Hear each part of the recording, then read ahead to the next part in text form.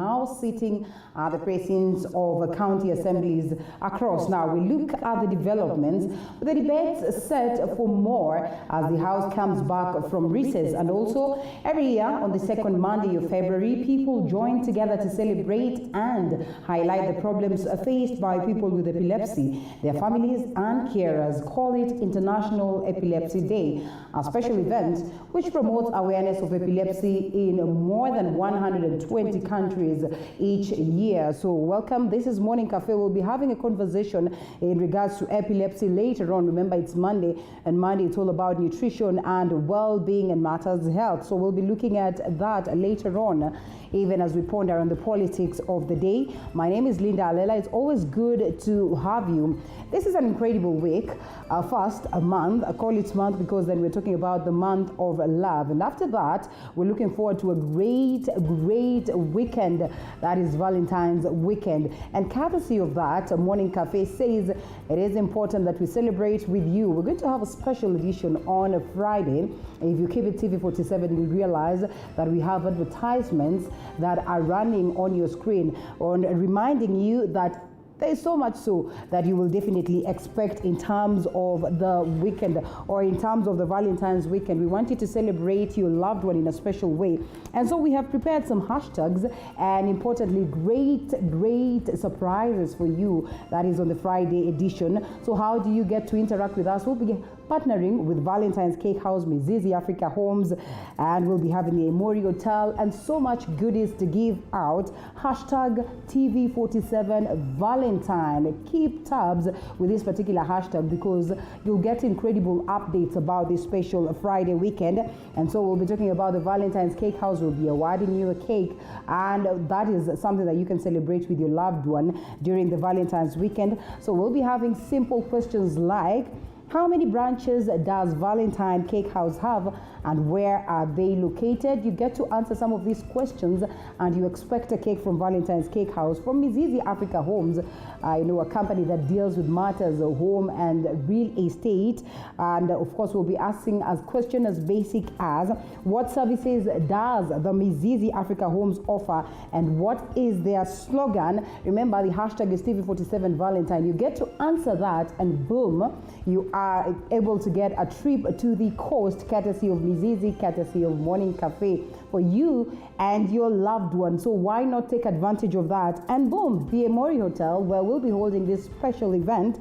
Where is the Emori Hotel located and what is the sister company of Emori Hotel? Hashtag TV47 Valentine. Drop your answer there and you are guaranteed of a night out with your loved one at the Emori Hotel. This is an incredible offer that you do not want to miss out on. By the way, we'll also be giving you land for the loved ones. How do you get to know that? Hold it right there. Keep it right here. VIP Real Estate, Real Estate will be awarding you that chance to get a title deed. Long gone are the days where you're given flowers and all that. I mean, it is necessary that we take land. My director says that at some point in time she's been given PK.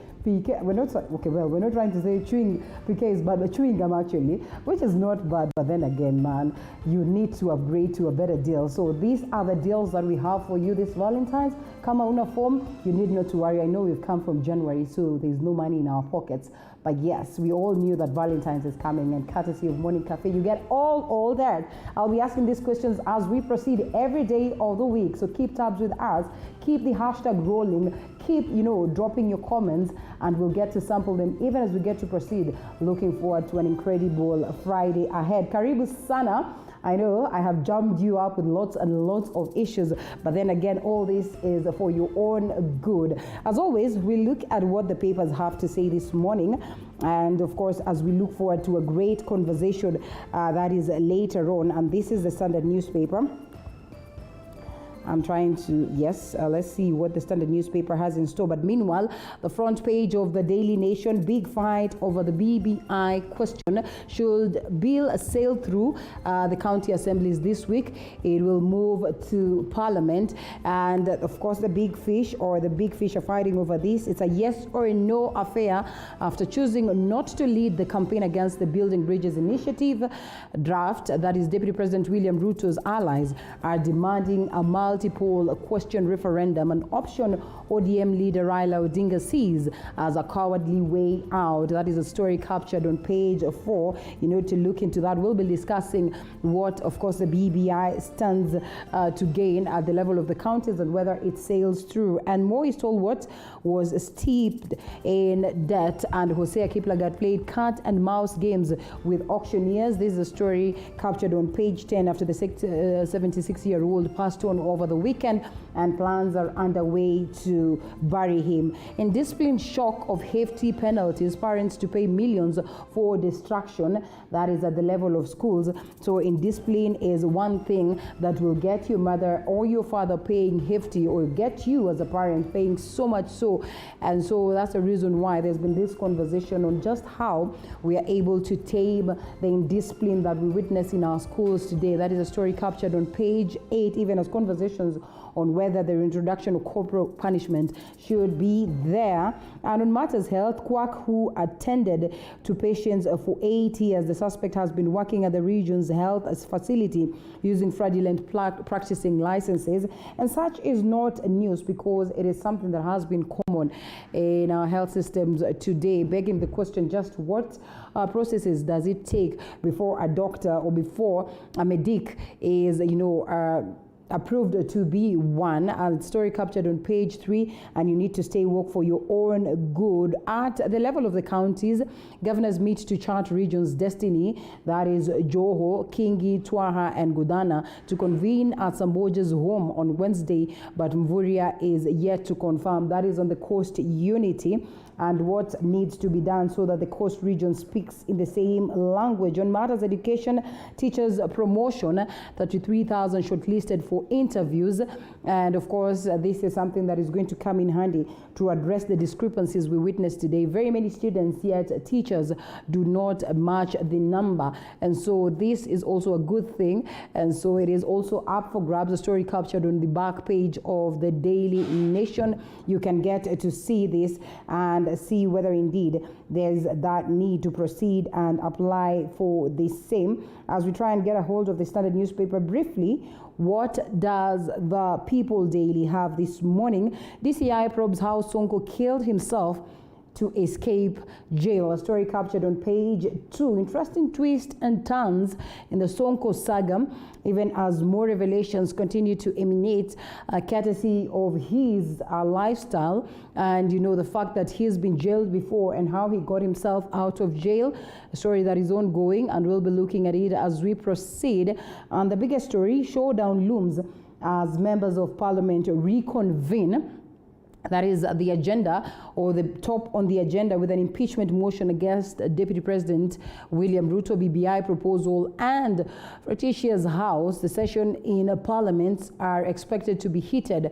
That is from tomorrow, Tuesday. A story captured on page 4, even as they look at just how best they can push for this document that the seniors are discussing. That is President Uhuru Kenyatta and Right Honorable Raila Odinga.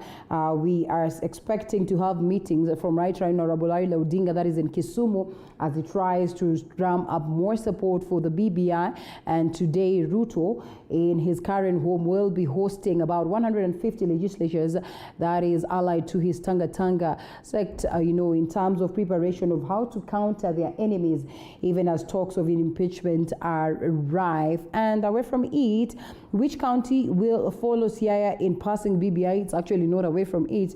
A story captured on page 4. The conversation is on down at the county level to see what counties will pass this document.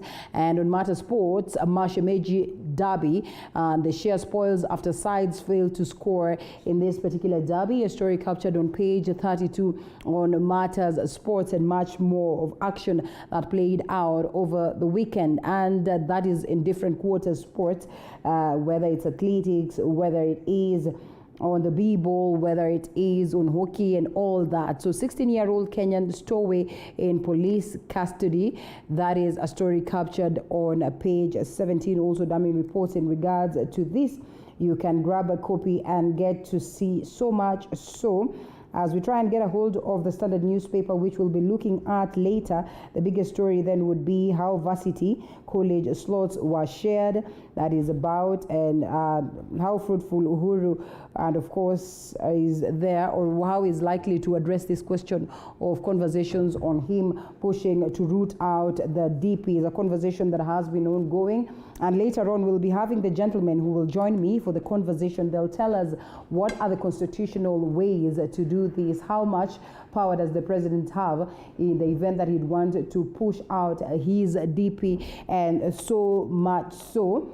And of course, we'll also be looking at just what this would mean and whether indeed constitutionally the DP is allowed to step out. Remember, as we head to an election, it is always important to understand who is going to be on the ballot, and especially at this point of the DP's name was on the ballot. So he was elected alongside President Uhuru Kenyatta. So just how much capability and stamina does the House have to be able to also, come in to talk of the question of impeachment, and just how much of an influence will President Uhuru Kenyatta be having in regards to the same. We still have so much lined up for you. Also, what it is that my team has prepared.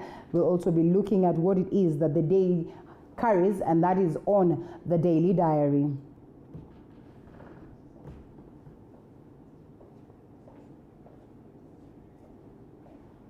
Yes, on the Daily Diary this morning, Raila goes to Kisumu to push for BBI and see whether indeed his people are going to come in handy. That is a stronghold to uphold this. And away from it, Ruto meets Hustler Brigade to meet at Karen, and they are set to meet at Karen. And of course, this as they chart the way forward on how they're going to counter, different issues, and also top the economic stability in regards to dealing with the issues of the people, and see to it that the people's needs are met, even as the House resumes from recess.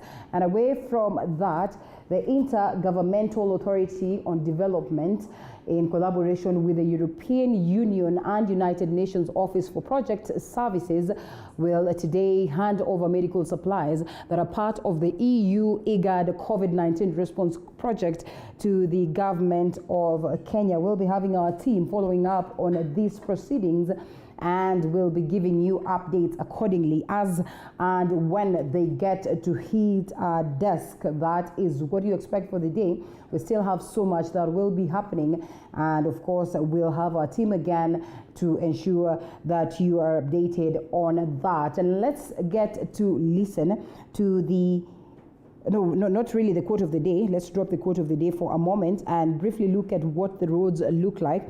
It's always important that we know what the roads look like, especially on Monday mornings, which are not always so friendly in Nairobi. But I am, are impressed at just how Monday mornings have behaved. Well, in the past, few days or so that I have been looking at the roads. But then again, here we are. Let's briefly take a look at what it is like. It looks like Thika Road is extremely bad this morning from these sides of Githurai, that is Kiambu County, in these parts of Kamiti Road. You realize that traffic starts from there. As you can see, the red beats, it tells you that it's not so good. This is Kamiti Road, and there is so much traffic down there.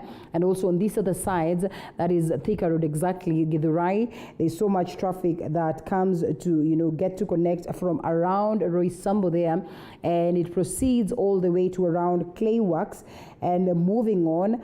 It's pretty much sad to those sides of, Safari Park and going down to Garden City. It does not look so good this morning. This is around Gumbar Estate, and that is, of course, USIU somewhere in that is Safari Park. It is so bad this morning. It is jammed up. So if you're taking that direction, you definitely know what it is that you expect. And Thika Road is looking ugly. Even as you get to this point where there's also, as you connect to Outer Ring Road, there's a bit of traffic, and still proceeding with Thika Road. It is so bad around Mathare, Survey area, around Muthaiga area. Traffic is extremely heavy at this particular point. So if you're taking Thika Road, you know what it is that you expect as you get to connect yourself to the city.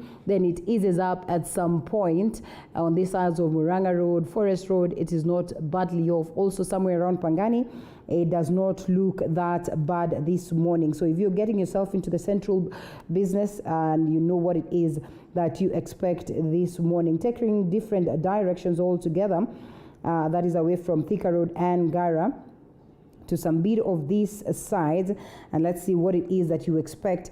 That is somewhere around Mombasa Road. Mombasa Road, this is Mombasa Road coming all the way down. This is Mombasa Road and coming to this side of Next Gen Mall. As you can see, somewhere around Mombasa Road, there's so much traffic from there going all the way down as you are headed to the city. But then on the other side, on the top side, you realize that the southern bypass is not looking so ugly this morning, so you need not to worry. Apart from this part of Mombasa Road, that's where there's so much traffic. Let's go down and see as you get to the city. Indeed, it is not looking so good. Somewhere around the Nyayo Stadium, and as you get to connect to Lusaka Road and Langata Road. This is Lusaka Road. Lusaka Road this morning is not as bad, but I can see some bit of traffic somewhere around here. That is around Lusaka Road where it's a bit heavy. So you need to take caution if you're taking that direction, where you get to connect to the roundabout that gets you to Jogo Road. So around there, Lusaka Road is not looking so beautiful. But coming to these other sides, as you get to connect to Mombasa Road, it is not so bad. Down here, you realize there's some, this is Enterprise Road. Enterprise Road does not look so bad this morning. So let's get ourselves to Langata Road. And Langata Road is not so bad, but apart from these small plates where you get to connect to Mbagathi Road, where you get some tenets of traffic that is around the T Mall, but then again, it's not so heavy that would get you worried this morning. But you know, with the likes of Langata Road, you do not take chances. 1 minute it is clear, the next minute is extremely jammed up, so you can take advantage of the moment as at now and step out as early as now. This is Mbagathi Road. Mbagathi Road is looking good this morning. You need not to worry. It drops us somewhere around Gong Road. And let's see what Ngong Road looks like. Here is Ngong Road. You find that there's some bit of traffic somewhere around the city mortuary, but tentatively around Ngong Road, it is all easy this morning as you take different direction, that is to and from the city. So you need not to worry as you get to Ngong Road, get to connect to the sides of Serena Hotel as you're headed to the city. It does not look so bad this morning. As we drop that one, let's see whether there's any other place that we need to worry about. This is somewhere around Waiyaki Way. Waiyaki Way is not looking so bad this morning, apart from roadworks that are ongoing, and the traffic is not so bad, so you need not to worry. This is somewhere around the ABC place. Let's see whether James Gishuru is bad this morning. The ABC place, that's where you get some bit of traffic because of the junction, all the same. But proceeding with the Waiyaki Way, it does not look so bad. And going down to this other side, you find that it is not so bad on this particular beat that is around Peponi, Nyari South. It does not look so bad. On this other side, as you get to connect to James Gishuru does not look so ugly and this morning. So you need not to worry if you're taking this direction. Let's connect to Gitanga Road. Gitanga Road is not looking so bad this morning, apart from some bits somewhere around Lavington SDA Church and the Law Society of Kenya is where you get some bit of traffic, but it is moving on very well this morning. So I don't think there's anything much to get worried about on the roads. In the event that there's something, I'll be here to update you. I told you Mombasa Road is not looking so good this morning, but also not as bad as we are used to. So that's why we're going to drop it as at now, as we look forward to an incredible day. You know that sometimes when it rains in Nairobi, it's never that beautiful. Jogo Road, some tenets of traffic, but then again, it is easing up. The rains are never friendly for the people of Nairobi, especially when it comes to the roads. The outer ring road not looking so bad, but also as you get to connect to the sides of Donholm and these other parts, Manyanja Road, you find that there's some bit of traffic, so you need to be alert when it comes to that. So let's leave it at that. Anything else that happens, I'll be here to update you accordingly. But first, let's take a quick break, and I can see my guests are already getting into the studio, and so we'll be getting into the discussion later on.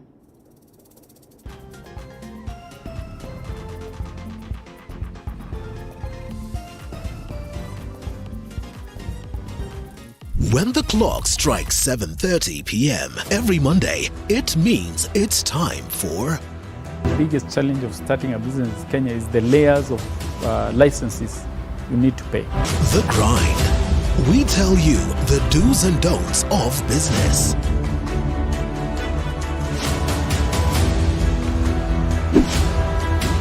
But the biggest fear was whether I'm going to make it in business or whether I'll lose my 150,000.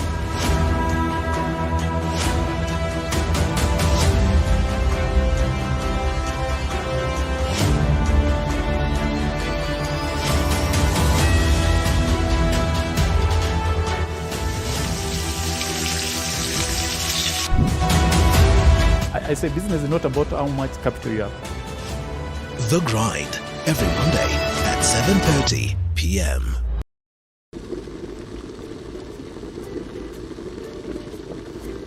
It's been an amazing year in the kitchen here on The Throwdown.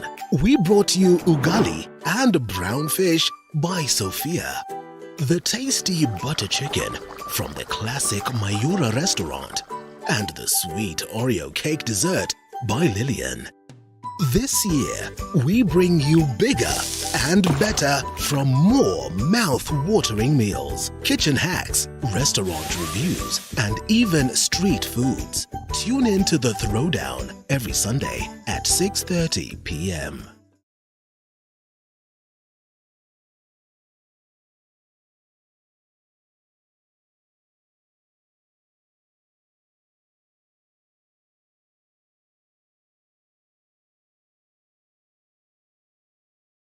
When the clock strikes 7:30 p.m. every Monday, it means it's time for... The biggest challenge of starting a business in Kenya is the layers of licenses you need to pay. The Grind. We tell you the do's and don'ts of business.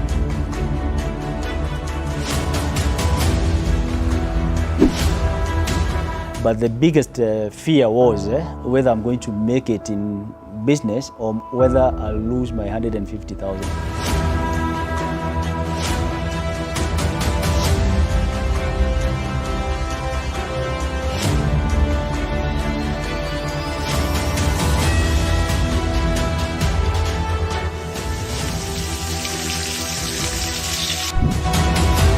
I say business is not about how much capital you have. The Grind, every Monday at 7:30 p.m.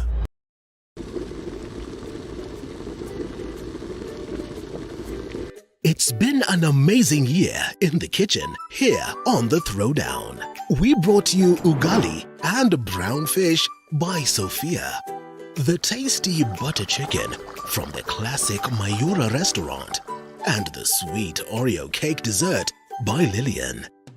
This year, we bring you bigger and better from more mouth-watering meals, kitchen hacks, restaurant reviews, and even street foods. Tune in to The Throwdown every Sunday at 6:30 p.m.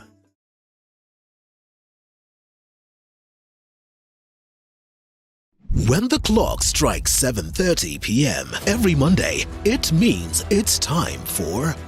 The biggest challenge of starting a business in Kenya is the layers of licenses you need to pay. The Grind. We tell you the do's and don'ts of business.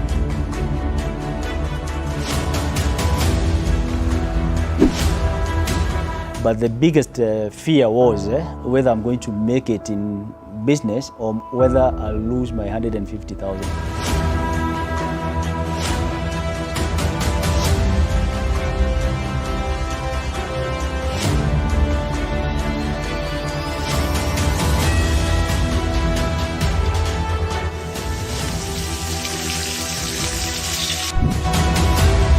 I say business is not about how much capital you have. The Grind, every Monday at 7:30 p.m.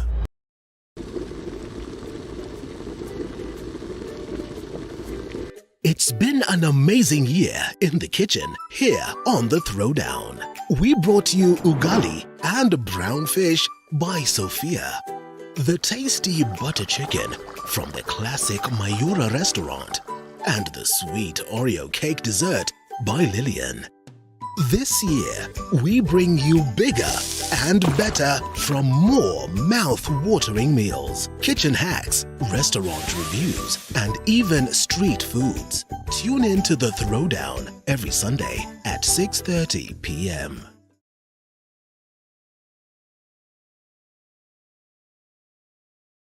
When the clock strikes 7:30 p.m. every Monday, it means it's time for The biggest challenge of starting a business in Kenya is the layers of licenses you need to pay.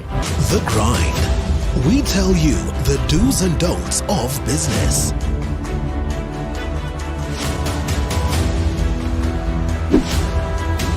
But the biggest fear was whether I'm going to make it in business or whether I'll lose my 150,000.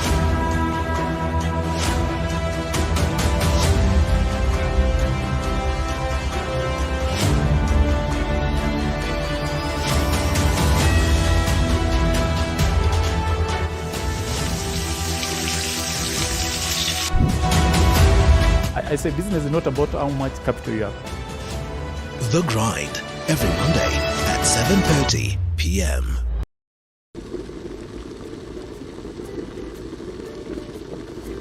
It's been an amazing year in the kitchen here on The Throwdown. We brought you ugali and brown fish by Sophia. The tasty butter chicken from the classic Mayura restaurant. And the sweet Oreo cake dessert by Lillian. This year, we bring you And bigger. what it is that the newspapers have to say, not so much in regards to what, of course, we'll delve in deep into, because then some of these stories form the basis of our conversation this morning. Welcome once again. Hashtag Morning Cafe at Linda_Lela at TV47KE. We value your feedback, so drop them.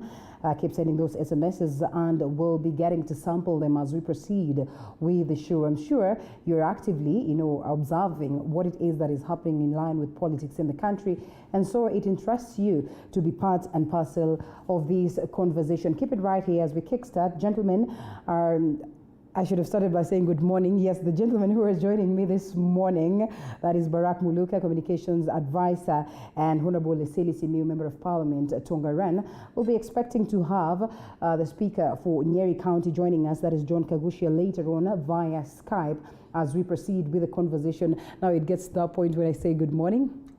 For formalities, because then again, I've already said good morning for sure. And so it's good to have you this morning. A little bit chilly, but we are grateful that indeed it's a beautiful day and we look forward to better days. Indeed. All right, so as the week kickstarts, so much is happening or has happened over the weekend in terms of politics. And briefly, we look what it is that the newspapers have to say. And then again, we'll not delve much into the biggest stories because this form the basis of our conversations. That is the matters BBI as Parliament gets back on recess or from recess. And so much so in regards to what it is that the key figures that we see captured on the papers, that is of the Daily Nation, are planning in terms of politics. They are the drivers as of now, and alongside President Uhuru Kenyatta, at least on matters politics as we see in the nation as of now. But then again, a story here, Moi Stalwart was steeped in debt. Hosea Kiplagat played cat and mouse games with auctioneers. That is also a story that has been captured on the People Daily, but a little bit different in regards to the preparations that are set for his burial. Burial preparations underway for veteran KANU politician Hosea Kiplagat. During my times, or during his times, at least as young as I was, I used to hear Hosea Kiplagat. So I can almost tell you that probably back then, I never knew what it is, or what position he holds. But every other time the name was mentioned, I knew this was a powerful figure. Yes, indeed, he was an extremely powerful person. But once again, commiseration to the family that is obviously in mourning and in the depths of sadness. That notwithstanding, when you have occupied public space, there's a price to pay for occupying that space. Part of it means that we have got to do an audit of your tour on duty and your tenure in that public space.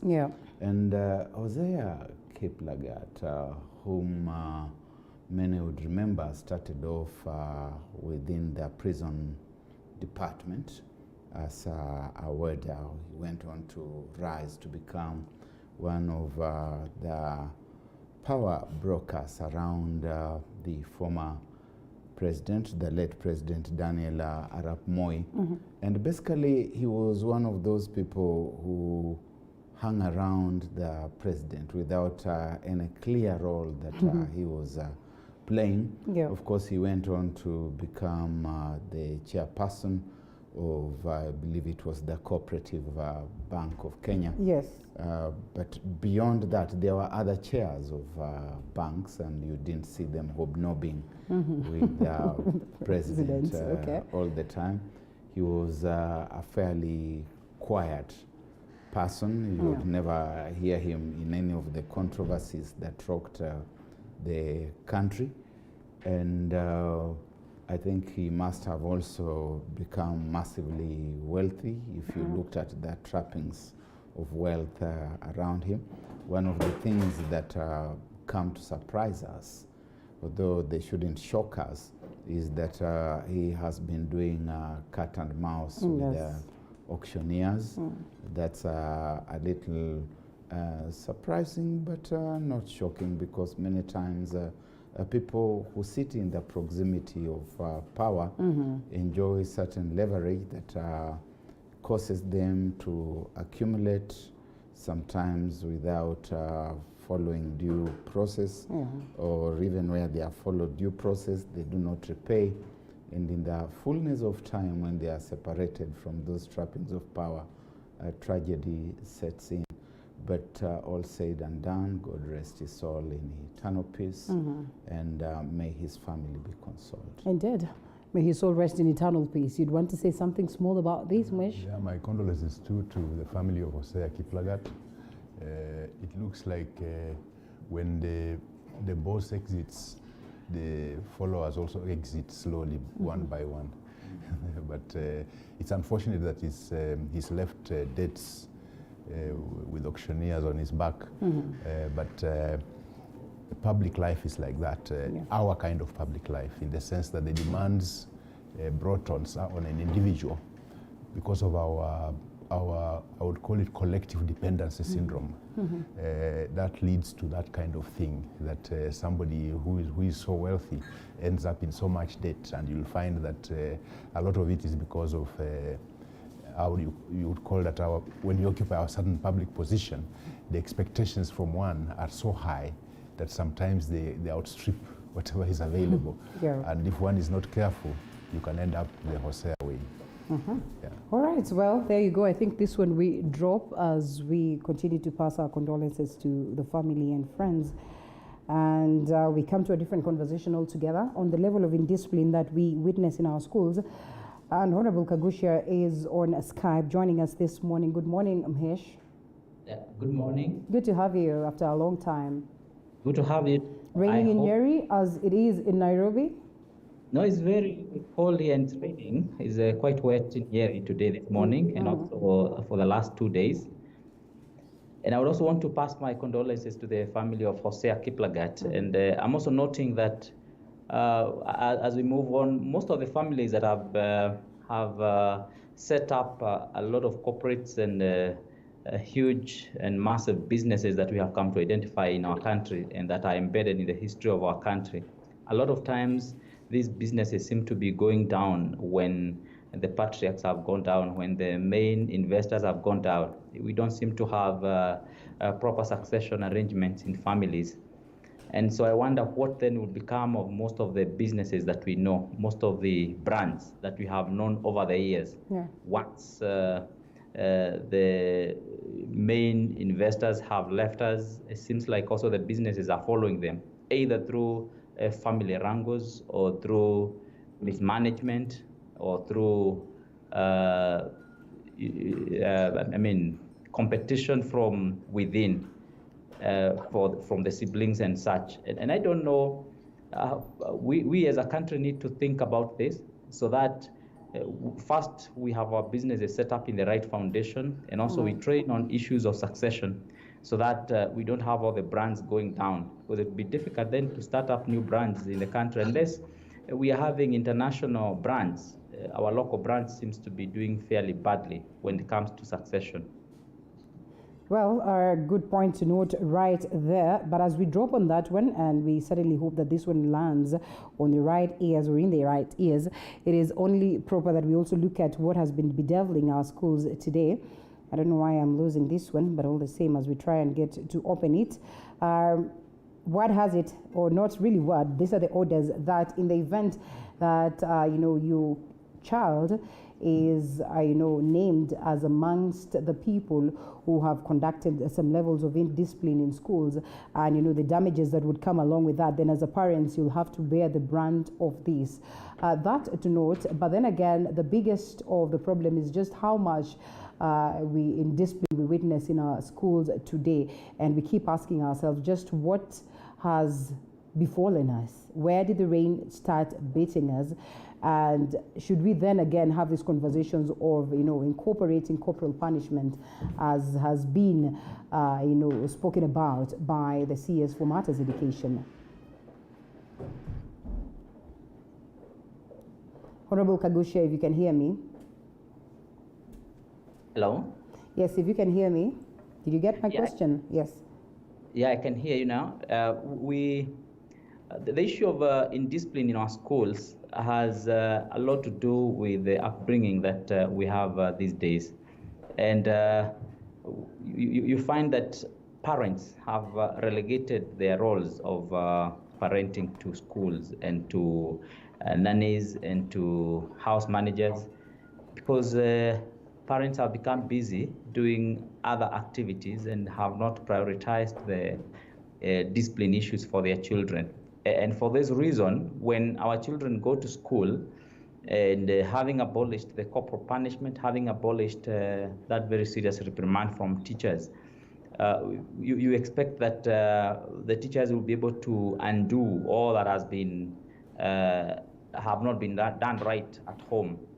If you look at the case of year 2020, where most of the children stayed at home, we are informed that a lot of the students engaged in a lot of indisciplined activities because they were not as busy. And again, the parents may not have taken their time again to direct and guide their children. And in this case, you can almost conclude that many parents do not have the will or the wherewithal to guide their children, because whereas the claim is that we don't have sufficient time to take care of our children. During COVID time, we were all at home, we were with our children, we were not going to work, and when we went to work, we went to work in the house through Skype and other online platforms. So the issue of indiscipline ought to have been sorted out a great deal, but we are told this is a time when most of the children went berserk with activities that sometimes are demonic and devilish. And it now has been extended in our schools. As you can see, the unrest that we are experiencing. We hope that parents really can take up their role once again and guide their children, because it really can't be blamed so much on the school system. It can't be blamed so much on the teachers, but indiscipline really starts at home. Well, maybe that's what informs this decision, that parents will be paying through news for their children's indiscipline. And so coming to you, Mheshimiwa, this education sits right, at your very own docket. I don't know how much there is for members of parliament to do in terms of addressing this, or it's just about setting up of structures and, good backgrounds in terms of schools at the level of your constituencies. I think we are facing a problem as a nation, because the way we react to issues is not informed at all. What we should be looking at is seriously what has caused this kind of thing. Because if you realize, most of this unrest in schools is mainly in a certain section of the country, not in the whole country as such. That's one. Then, when on the side where I come from, most of those schools that have been affected had a recent change in leadership of those schools, in headship of those schools. Like one school where a relative of mine goes, in fact, I have to pay 10,000 shillings today for the youngster to go back to school, and he's a fourth former. He's supposed to be doing his exams. They just changed the school head during that time, and the new leadership came in with different rules, telling them, okay, now your entertainment time has been changed, and so on and so forth. Okay. Now, when these youngsters come from home, they expect to come back to the routine they are used to as they settle down. So now they come and find a totally different setup, and that brings problems. So I think we need to be more objective in our approach to these things and look at them and see exactly what is causing this problem. Because we cannot just assume that it's because of the long stay at home. Yes, the long stay at home may play a role, because but you will find that a lot of these children who are staying at home, a number of them were into informal businesses, border riders and so on and so forth. So they were used to making some money. Now they get to school, they're not making any money, and that also affects them. So there are some things that we need to look at and look at them objectively, so we really tease out the real reasons so we can tackle them. But otherwise, if we just lump everything together and say this must be the cause, it might not be entirely so. So I would suggest to the Ministry of Education that they actually get out there. You know, Kenyans hate researching on anything. Okay. They hate researching on anything, yet that's what will give them the information. So I would urge the Ministry of Education to get out there and see what really is the problem causing. So just how much of research would be required for us to get answers to this? And not a lot, but it should be done. Okay. As I've told you, some of those schools, there's been a recent change in headship. You find that most of this unrest is mainly concentrated in certain parts of the country. So there must be something that is driving this, and we need to find that something to be able to deal with it. Otherwise, saying that let's ban boarding schools, those are knee-jerk reactions. They don't really solve the problem, because what has given you the information to make that decision? Uninformed decisions are so dangerous. They are more dangerous than the problem itself, if you make an informed decision. Yeah. Okay, well, so much is happening within the education sector. If it's not, hiring of new teachers, then it's also trouble between the Teachers Commission and NAT. If it is not so, then eyes on Magoha on how he gets to handle some of the issues that are here. This is one of it. Teachers promotion, 33,000 shortlisted for interviews. There's so much that is playing out. Just how best can the education sector handle this? Linda, I want to start by agreeing with Honorable Dr. Salisu that we seem to be addressing symptoms rather than getting to the heart of the matter. And having said that, allow me to observe that we are not the only country in the world where schools have been closed, where children have been staying at home. That this COVID-19 has been a global phenomenon. That's why it's called a pandemic.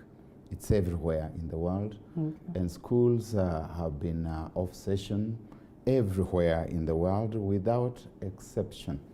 But we have not heard about children burning schools in other parts of the world. We have not heard about children beating up teachers and knifing them. We must begin asking ourselves whether something is not fundamentally wrong with us as a people. Where I come from in the village, we say that when mother cow is chewing the mouth, the calf watches that mouth and sees how it is behaving. And I think that as a people, as the Kenyan nation, we must accept that we have lost it somewhere, and that the kind of repair that we need is a national, institutional, value-based kind of repair work. That everywhere you look, you go even to the shrines, places of worship, you find that the men and women of cloth are fighting, they're throwing chairs at one another. You go to the county assemblies, you see the same thing is happening. You go to the legislature, you find people pouring water on the speaker, and the whole forum has turned chaotic.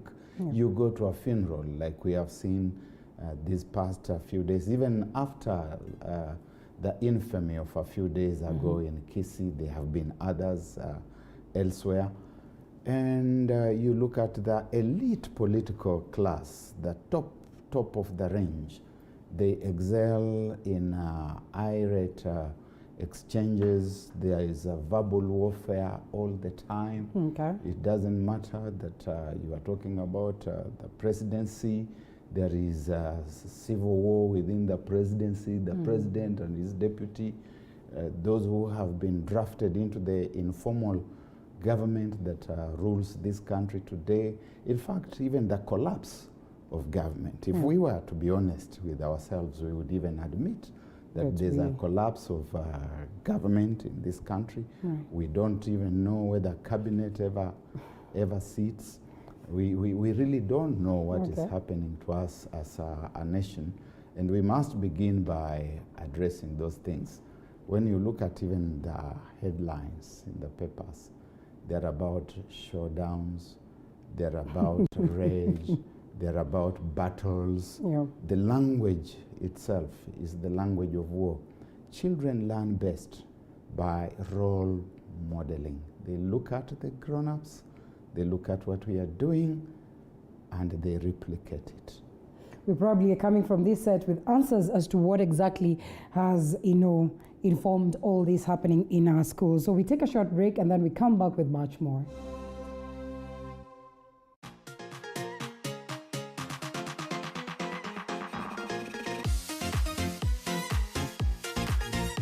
When the clock strikes 7:30 p.m. every Monday, it means it's time for... The biggest challenge of starting a business in Kenya is the layers of licenses you need to pay. The Grind. We tell you the do's and don'ts of business.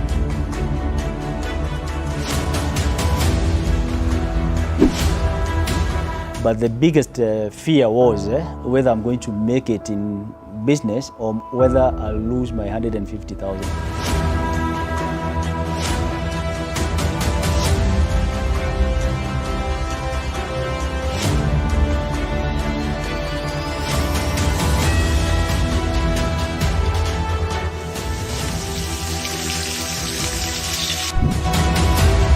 I say business is not about how much capital you have.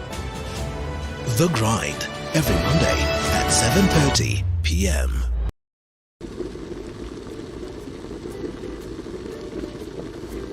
It's been an amazing year in the kitchen here on The Throwdown. We brought you ugali and brown fish by Sophia. The tasty butter chicken from the classic Mayura restaurant.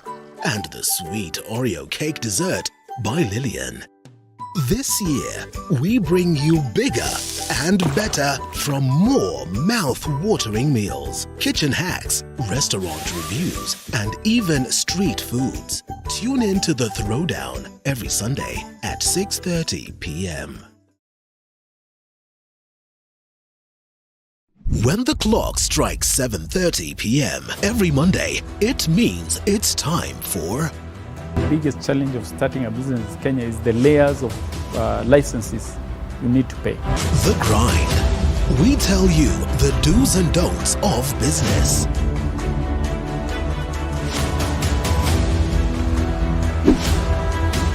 But the biggest fear was whether I'm going to make it in business or whether I'll lose my 150,000.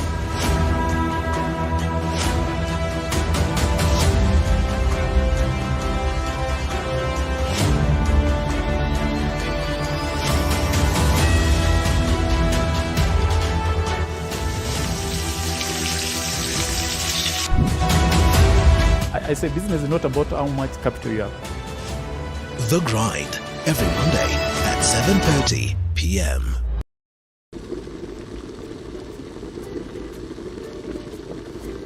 It's been an amazing year in the kitchen here on The Throwdown. We brought you ugali and brown fish by Sophia. The tasty butter chicken from the classic Mayura restaurant. And the sweet Oreo cake dessert by Lillian. This year, we bring you bigger and better from more mouth-watering meals, kitchen hacks, restaurant reviews, and even street foods. Tune in to The Throwdown every Sunday at 6:30 p.m. To the broadcast, still with me, John Kagushia, Speaker Nyeri County, Barack Muluka, who's a communications advisor, and we also have Dr. Eseli Simiyu, Tongaren Member of Parliament. I think I'll play the devil's advocate for my brothers in the Fourth Estate and say that sometimes really we are forced to write this because that is what the situation looks like.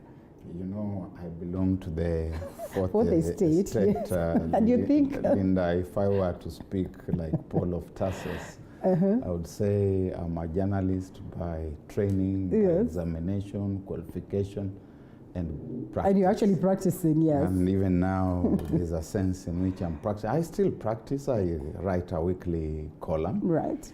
The language, the idiom itself is already warlike. The idiom itself is pepping up the dramatis personae, the people involved in this drama. You look at a headline that has just flashed on your screen a few moments ago. The Parliament is about to resume. Yes. And we are looking at what we are calling a split, BBI, Hustler, dynasties, splitting Parliament. Parliament is an ideological forum where there is strategic competition of ideas. And is it what happens down there of late? We don't expect, and I would be very disappointed, Mheshimiwa Daktari, if you people were to go to Parliament and you are agreeing on everything, I would be extremely disappointed. But they must agree and disagree honorably. That is why they are called honorable. Honorably is not what they treat us to, at least from what we have seen of late. We stoke the fires, and then we stand aside and we want to look on and feel good. You know, this is based on utterances of the members of Parliament themselves. You know, before you speak of the recess, I mean, before you speak of them resuming, you first of all get to reach out. I get to Honorable Eseli Simiyu, tell us what do you expect. Look at your language, big fight. What's the other one saying? Showdown. Yes. Then when you go to the other one, big split. Eseli Simiyu, Fourth Estate has a profound influence on the people. And I would say, from my experience, a number of them actually go out of their way to incite.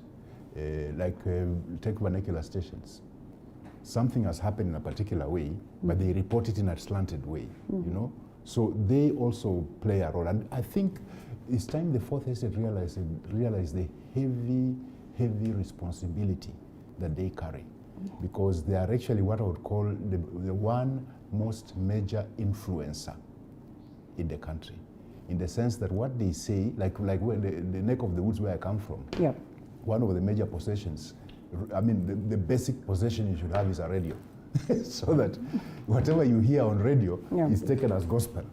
So if what you are hearing on radio is not true, it's influencing you in a particular way. Right. So I think the Fourth Estate needs to rise up to the occasion, take up that responsibility squarely. And sieve the truth? And get the truth out there. The truth. It is just God. The way you present it. Okay. And I speak as an authority now in public communications, as a teacher of young journalists. Words have value. And we are using value-loaded expressions. Right. When we say there's a big fight, such as the editor who has written this headline, there's a big fight. What are we positioning in the minds and sight of Kenyans? We are telling them that the country is at war. It's a big, and it's not just a small war. It is a big fight. And it's a big fight over the BBI question. And when there is a big fight, you prepare everybody in the country to take a position, because a fight is not an issue in which you easily find neutrality. That is why when we need intervention, it has got to come from outside. Before I loop in Honorable Kagusha, on that very note, then how best can we stamp authority without appearing as though we're trying to gag the media? What I was taught, and I teach the journalists that I'm privileged to teach, is that you can pass the same message by using insightful words. Yeah, it is actually a competition. This is a competition of standpoints, and people are getting ready to take positions on the BBI. So it's a question of whether it's a BBI faces big test. Yeah? The BBI faces a big test. So that you don't have to put Ruto there and Raila Odinga here, and you're making them to look like they're about to fight, when actually it's the BBI which is facing a test, and whether it will sail through in the county assemblies and in the National Assembly. When we do this, people then don't discuss the BBI, the merits and the demerits. They in fact transfer the fight first to the social media, where you see the whole day long, including those who should be our role models. They are busy abusing each other. I've seen that Honorable Junet Mohammed has gotten into a bit of trouble because of the slur on people with albinism and others who are otherwise disabled.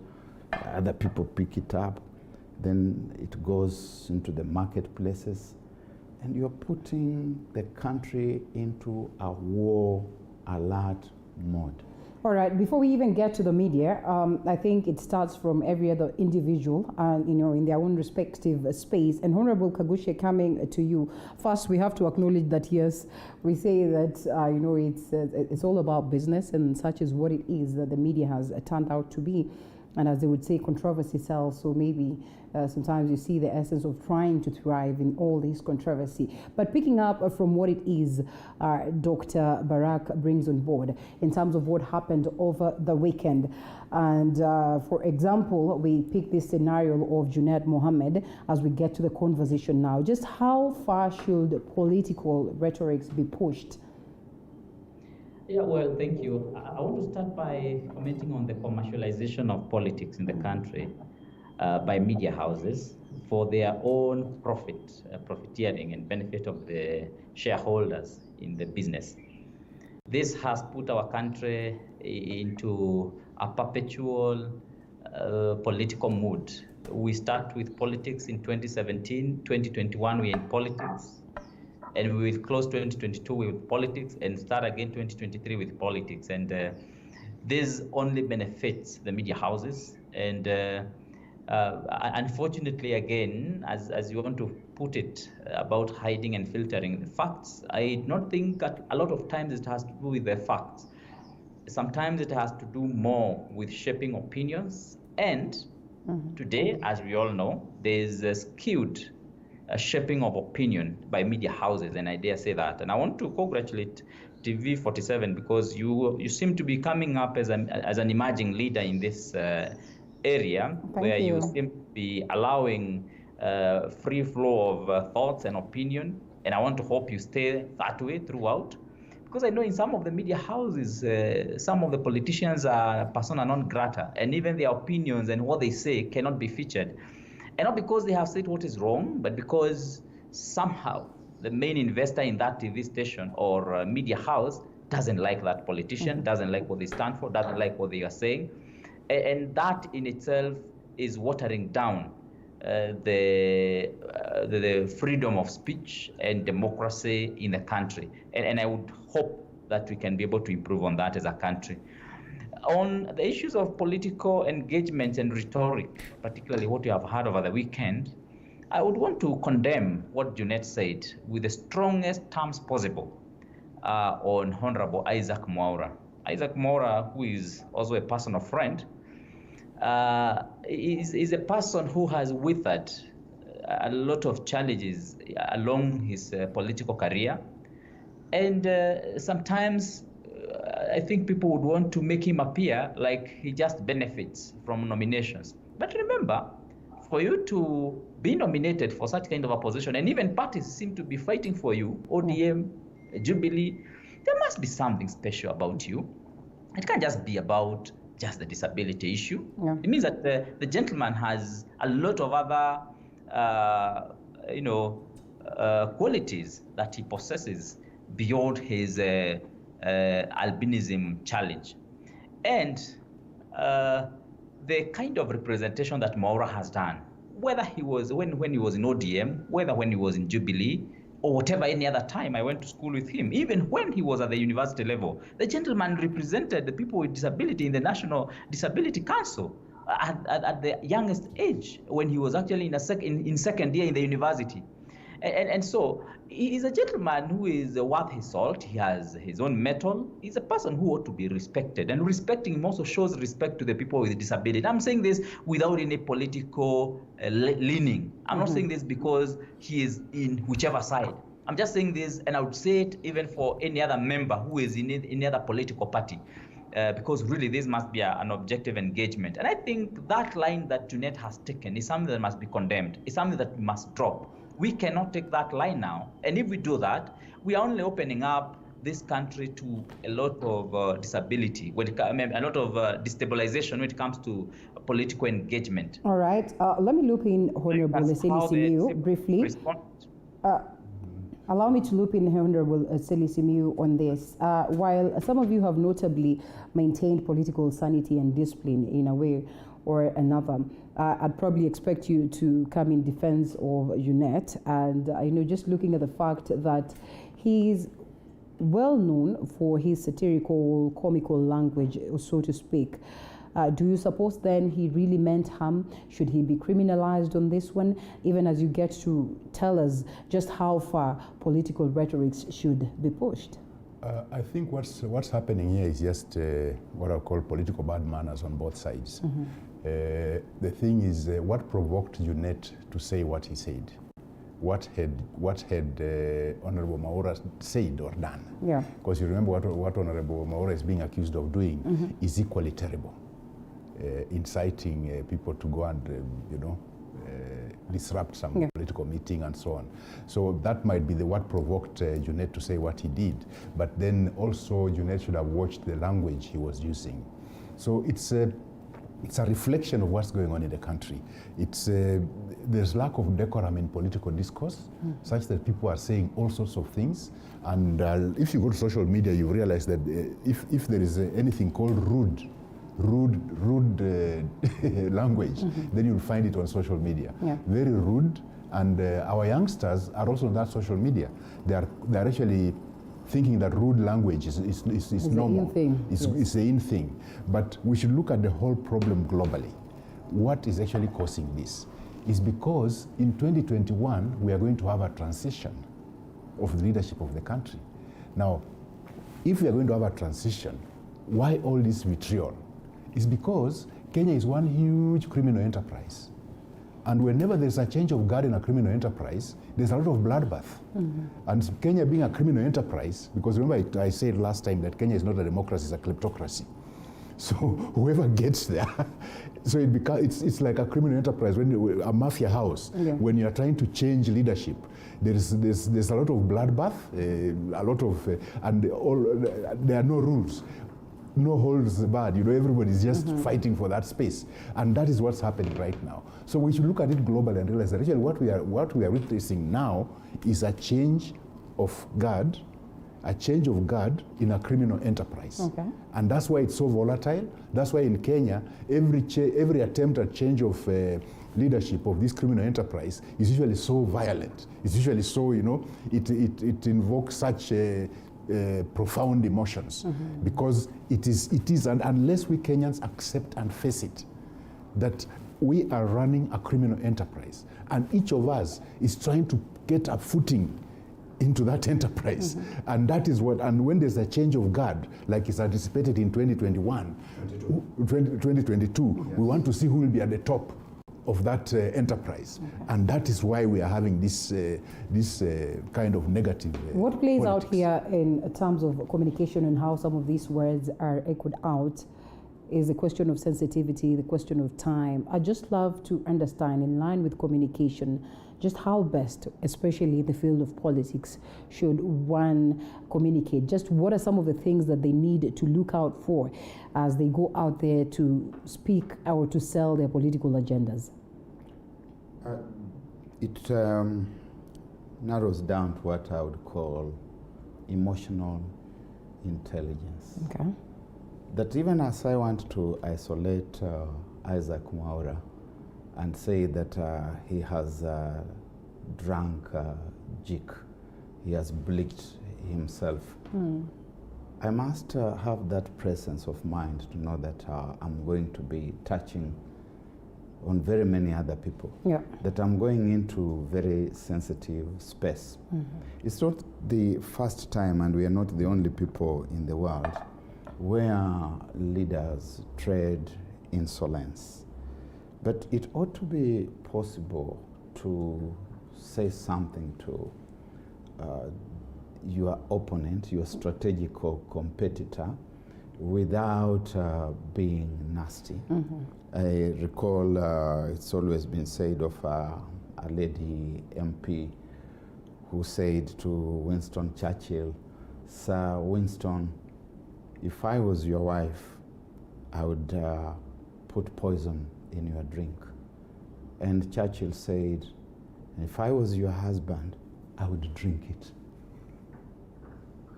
It's heavy, but it's been done in a nice manner, with a sense of decency and decorum. But to advance this a little further, from Dr. Selismiu, it's not just a kleptocracy, it is a kakistocracy, where by kakistocracy, we are talking about rule by the worst elements possible of society. And in our country today, if we wanted to be honest with ourselves, because we must be before we can heal this thing and recover, we must accept that we are busy experimenting with the warlord's institution. That the elite political class is a class that is composed of bands of warlords. And each one of these warlords, they are either warlords already or warlords in the making. They try to have around them a satellite of junior politicians and other political lackeys and caddies. And within that class, there is competition to attract the master's attention. That you are the biggest defender of the faith in the master.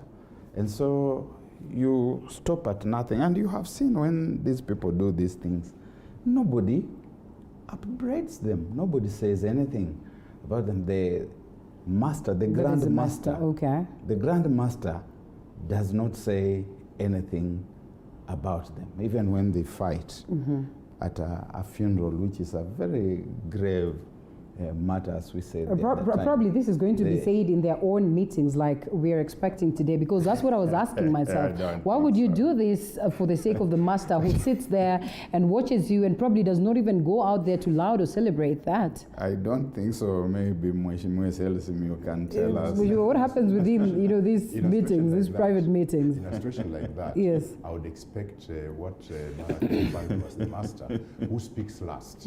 When he gets up to speak, he should be able to admonish that person and tell that person that what you just said is wrong and you should not say it again. Well, I had members of county assemblies the other week, and some of them were trying to dig so hard to get to know what really happened in Sagana. And probably Honorable Kagusha should be able to tell us whether he attended the meeting.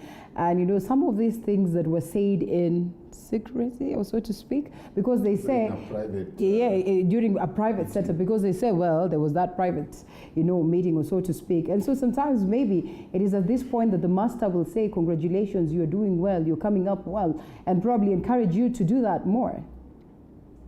Well, I think what happened in Sagana is the president was trying to bring together the community as a president and also as a regional kingpin of Mount Kenya.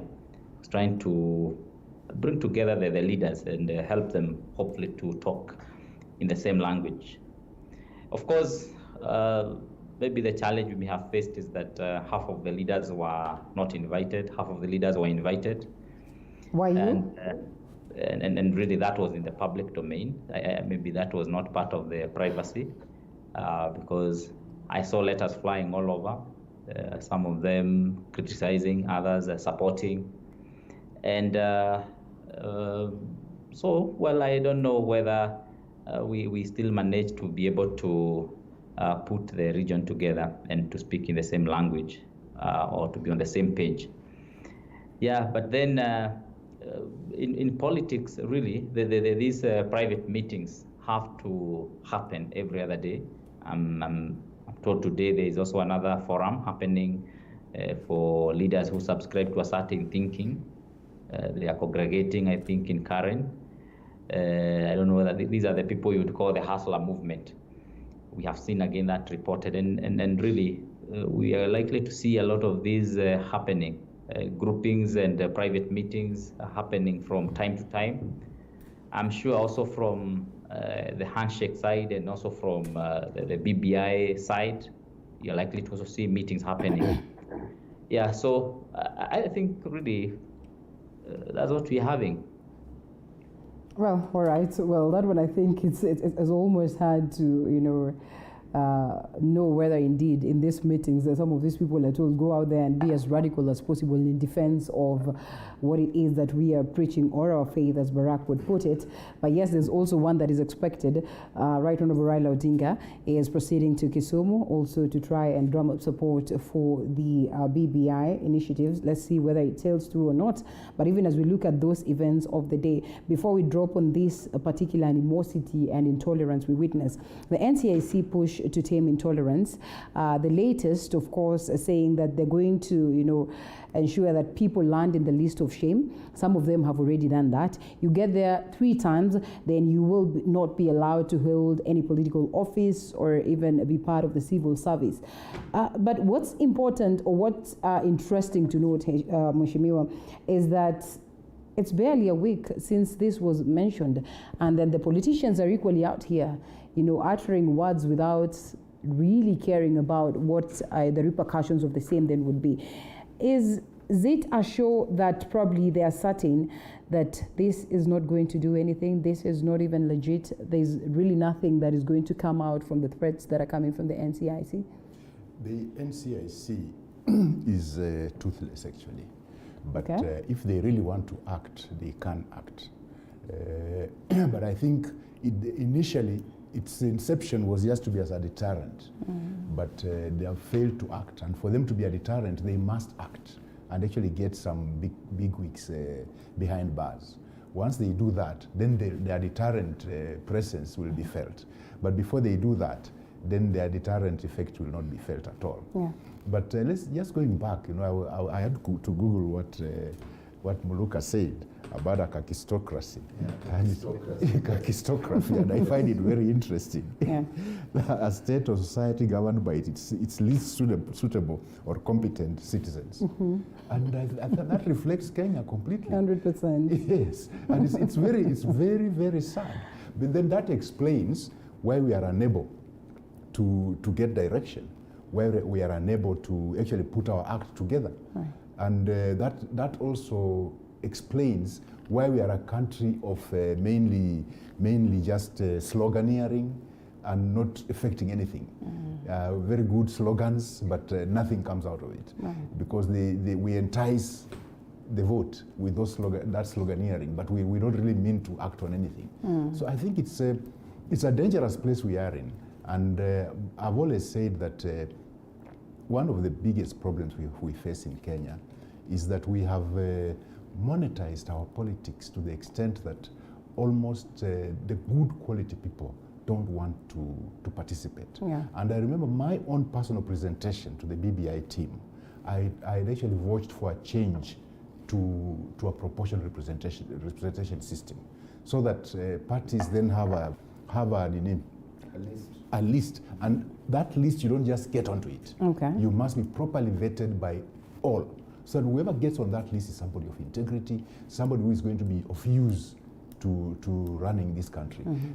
But then they felt that because Kenya has been on a fast past the post election for so long, changing to that might be difficult. And the countries that already have that, like South Africa, are also trying to go to fast past the post. But then you look at Europe, most of them are actually proportional representation. And you find that their governance goes on very well.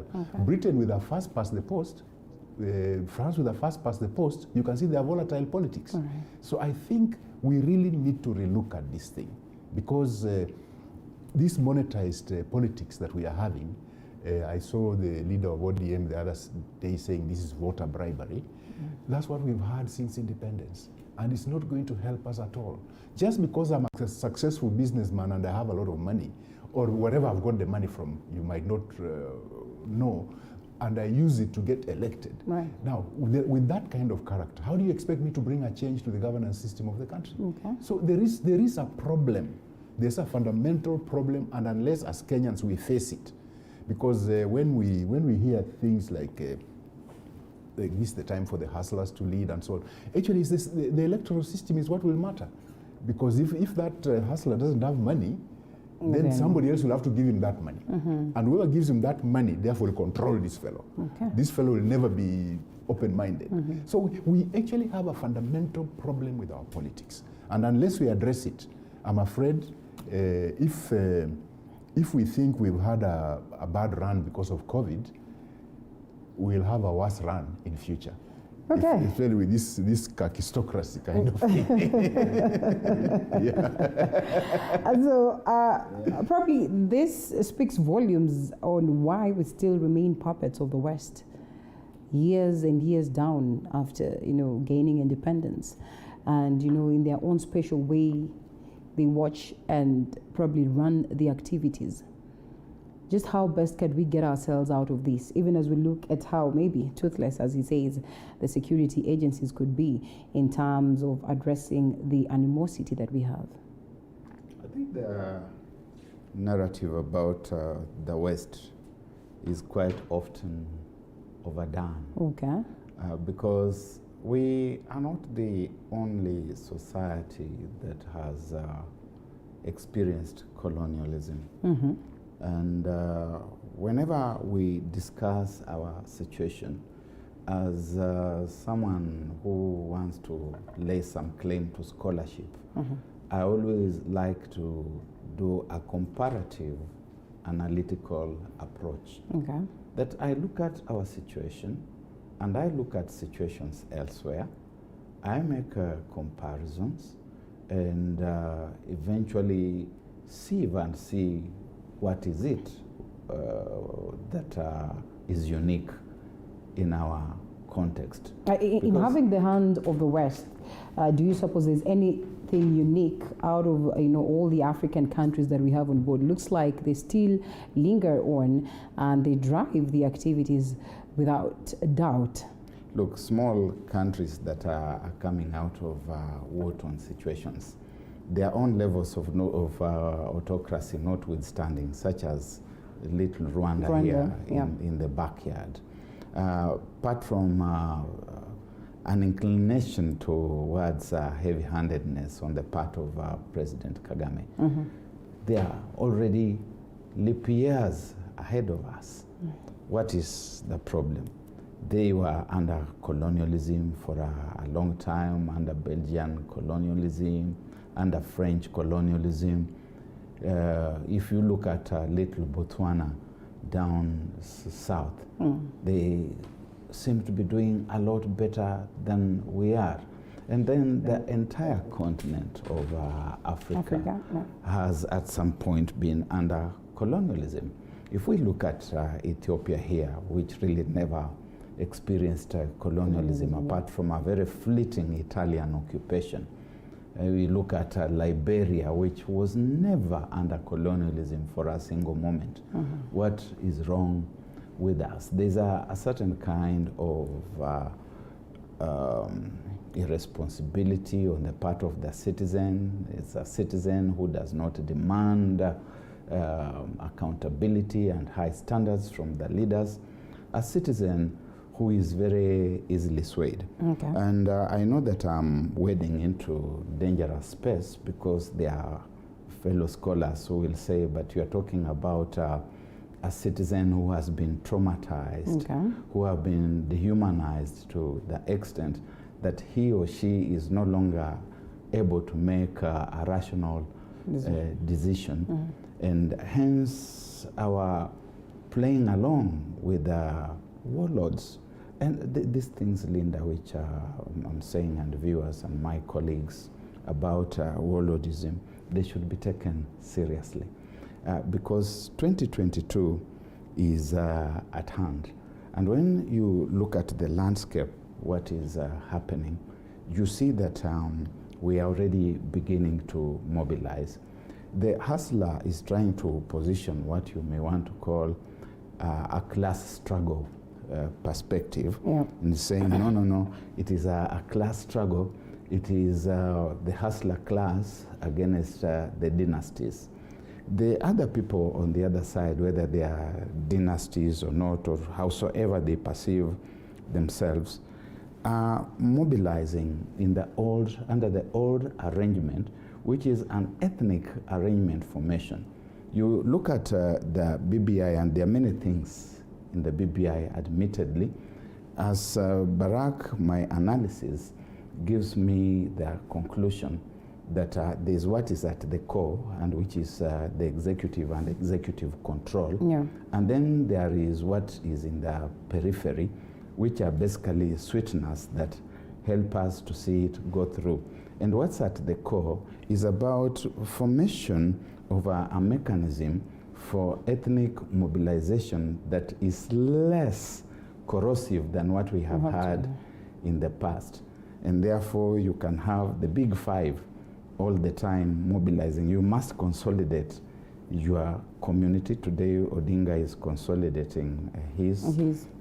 But he has it. He's just going to tell them that everything is fine. Don't you view that as a positive trajectory then, coming from where we are? I have not yet gotten to the level of value addition. Okay.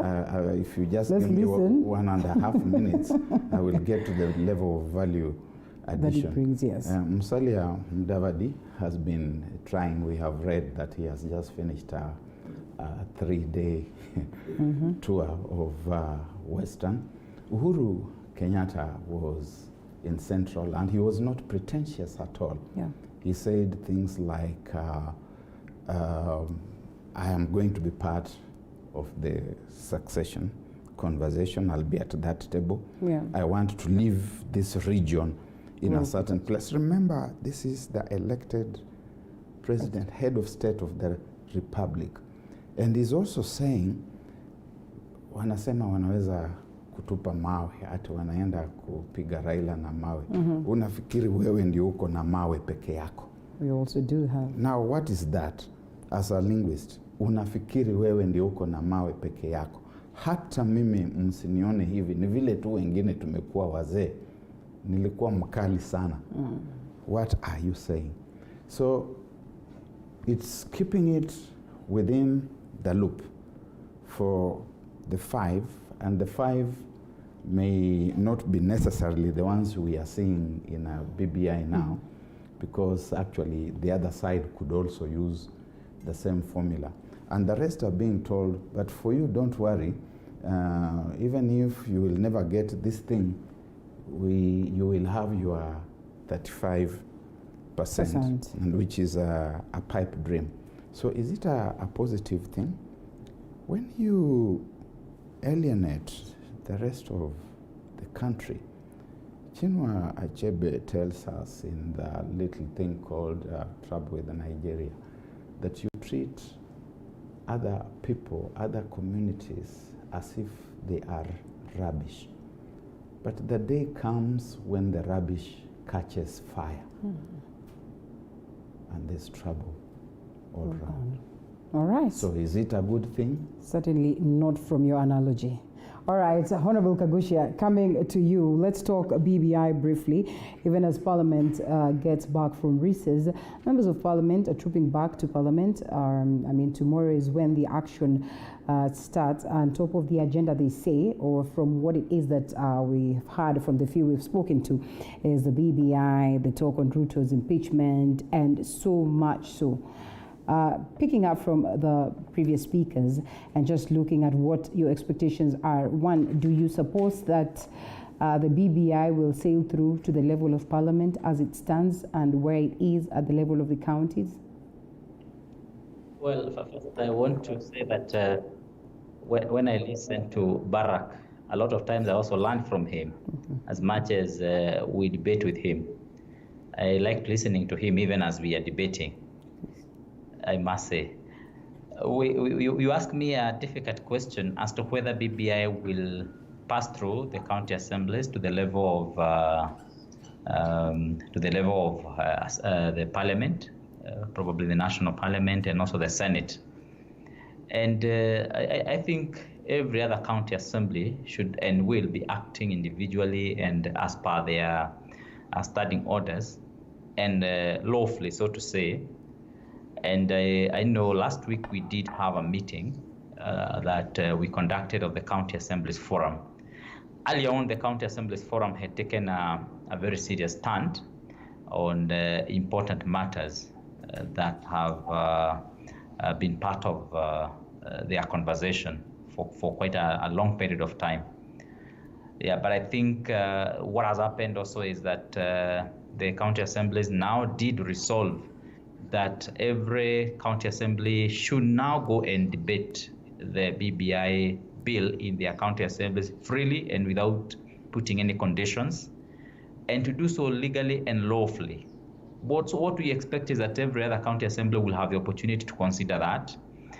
Nyeri County Assembly, for example, we are resuming tomorrow from the long recess, and immediately we resume tomorrow, we will be laying on the table the bill, the BBI bill, as of tomorrow. And what we expect is that we'll be able to fast track the bill within the next couple of weeks, maybe 2 or 3 weeks, so that we can be able to have it debated. And then members will take a vote and make a decision as per their conviction, as per what they feel is right. And that is exactly what we expect of all the other county assemblies to do. What I know is that if the county assemblies are able to raise 24 number, which will approve this bill, then when it is in the National Assembly and also in the Senate, it will really not matter as to whether they vote it in or they approve or they don't approve. The president will have to take a step to take the process to the next level at the IEBC, who will then have to declare a referendum so that the public can vote. And so on matters whether it goes through or not, I would want to leave that really to the individual county assemblies to make their own decisions. I'd push you further to tell us what you expect of Nyeri, but you've really tried to approach this with a lot of decorum and sobriety in comparison to the members of county assemblies I had the other day who were straight to it. They said, after the Sagana meeting, I was against it, but I am now for it. After the Sagana meeting, nothing convinced me, I'm not going to go for it. All these were members of county assembly from the mountain. Well, and unlike the members of the county assembly, I am a speaker. And as a speaker, I am going to be doing an extremely sacred and extremely delicate balancing act. Yes. Because we do have extremes in our assemblies. We have members who are pro, we have others who may be against. Yeah. And so I find myself in a very delicate position where I may not necessarily be able to take a position. Because if I do so, then how then do I moderate the debate in the county assemblies? And how then do I ensure that we remain as neutral as possible so that then we do not have to put our opinion on one side or the other? So I choose really to allow the members of the county assembly to be the one to steer the debate.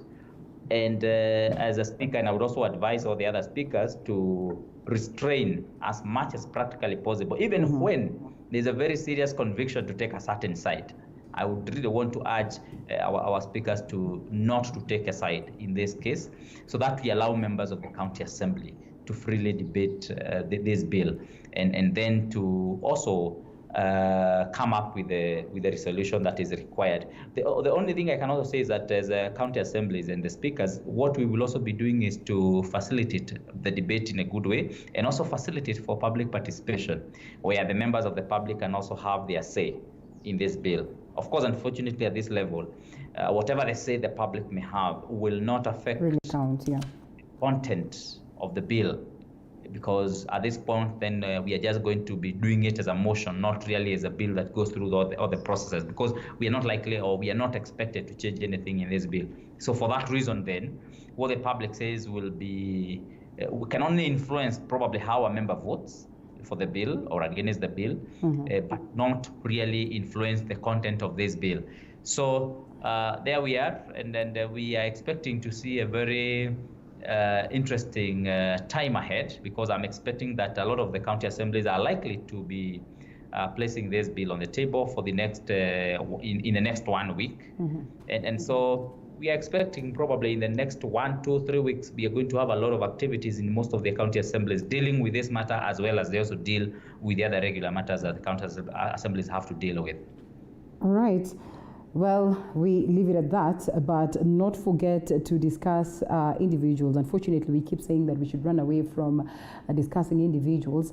But then again, Barack has mentioned something to do with the Big Five, who probably would inform what direction we take as a country, even as we eye 2022.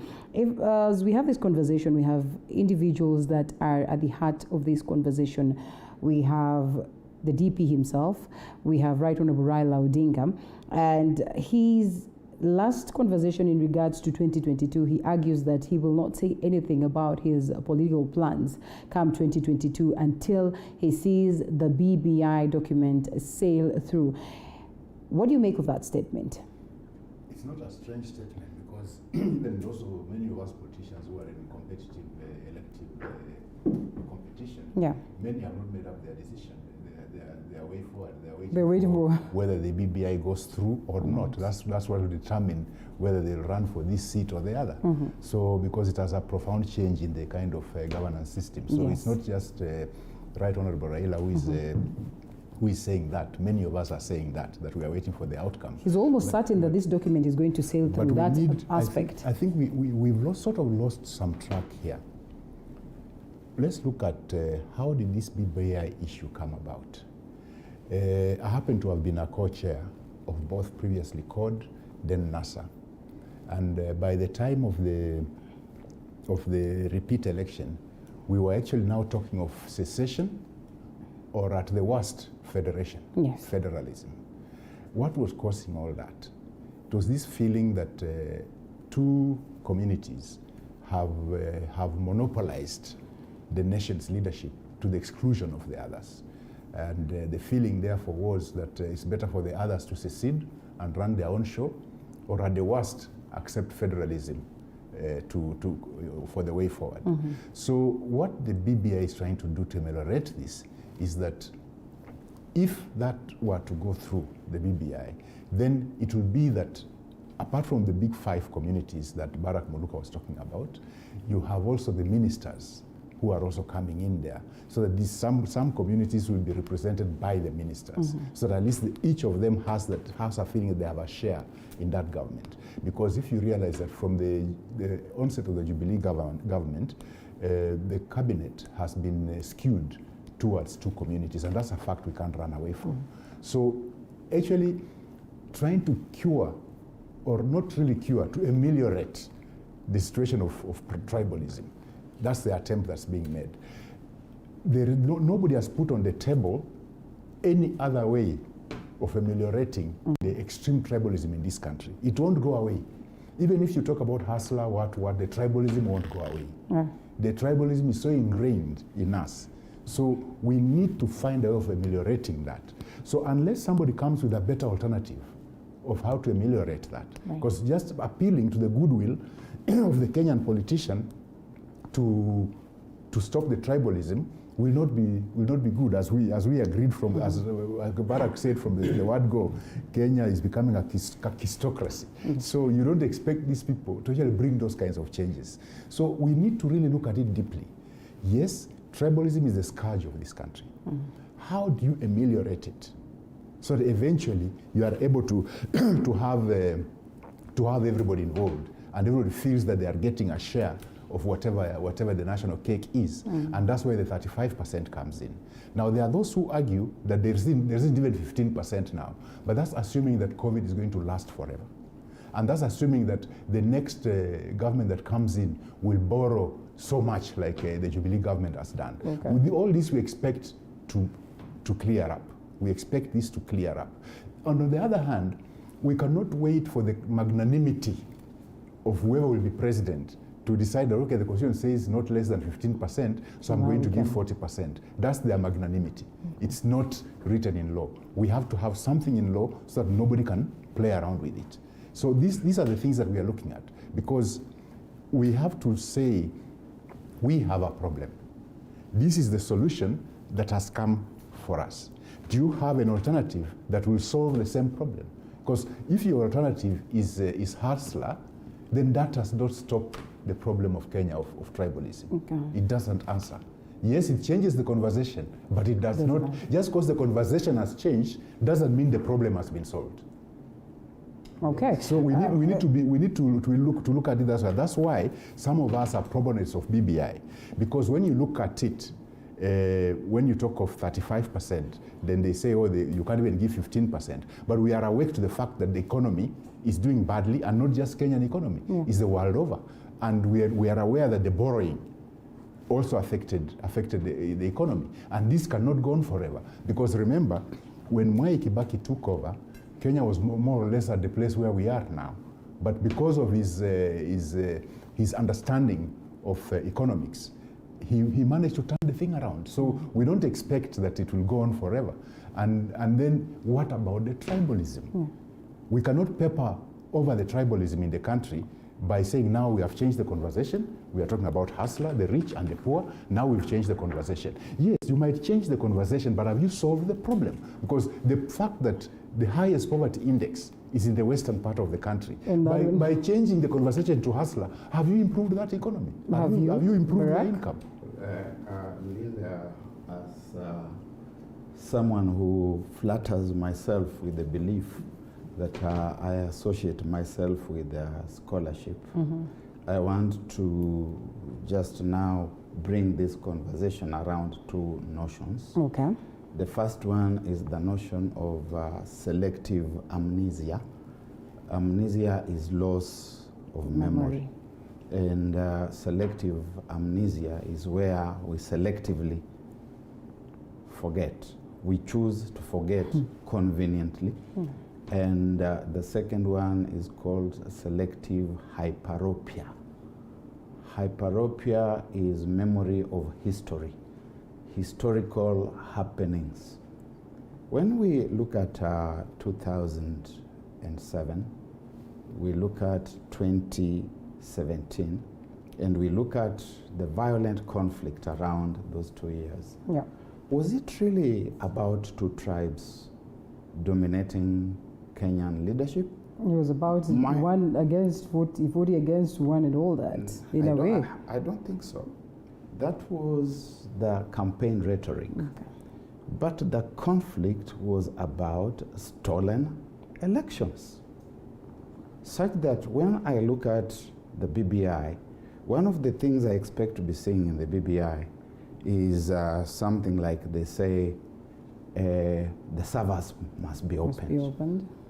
Up to now, IEBC has never opened those servers against the instructions of the court. That there was an election, it was perceived to have been stolen by one of the major players, and that major player decided that he was not going to participate in the repeat election. He was not going to participate in the repeat election, not because he feared that the other two tribes would win the election, but because he looked at the arrangement and he saw that the election was going to be stolen again. The BBI has not addressed the matter of stealing elections. Now, this is the point. It doesn't matter whether you have 5 in the executive. You can have 2 teams, Each team will have its 5. Team Hasla will have their 5. Team ODM BBI will have their 5. If the election is perceived to be stolen, regardless that executive has been expanded, you will have the same problem that you had before. Unless we are hearing that if you now steal the election because you are going to distribute the cake or the benefits among 5, then it doesn't matter. We can live with that.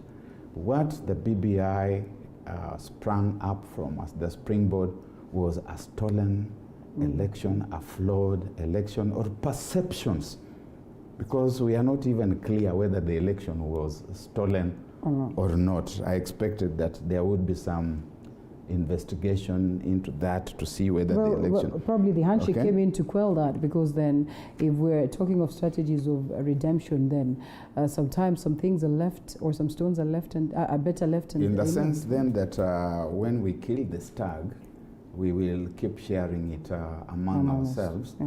And you go and mobilize your tribe. You have got maybe about 6 million votes. I go and mobilize my tribe. We bring on board maybe another 2 to 3 million votes. Then we can shop for a few votes from this tribe and the other tribe. And together we can rule this country forever. Now, if you tell me that that is a solution, they are the so-called small tribes that are going to keep on incubating bitterness. When you look at what happened in Liberia in 1981, you had the dominance of what you call the Americo-Liberian tribe, the Tubman family. Yeah, the family of President Tubman and Tolbert. It was called the Tubman-Tolbert dynasty, the unmentionable word. And then you had Sergeant Samuel Doe, who came from a small tribe. And the small tribes were feeling like they have been left out.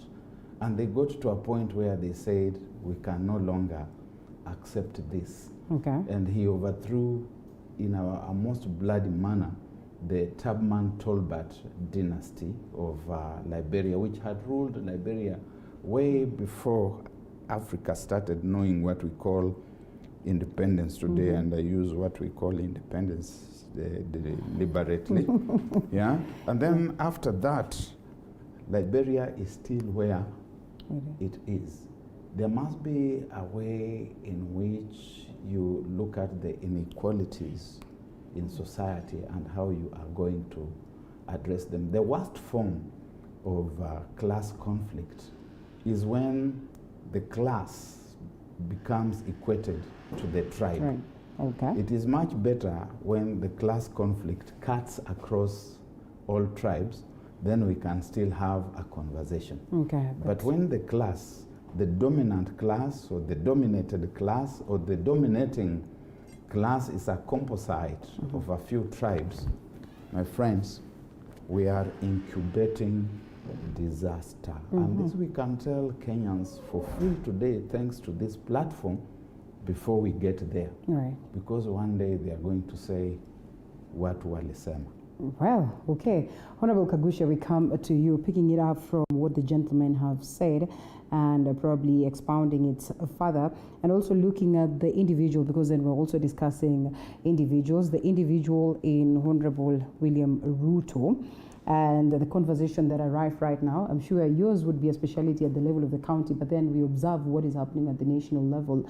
And when we're having conversations of impeachment, then one would probably want to get an overview.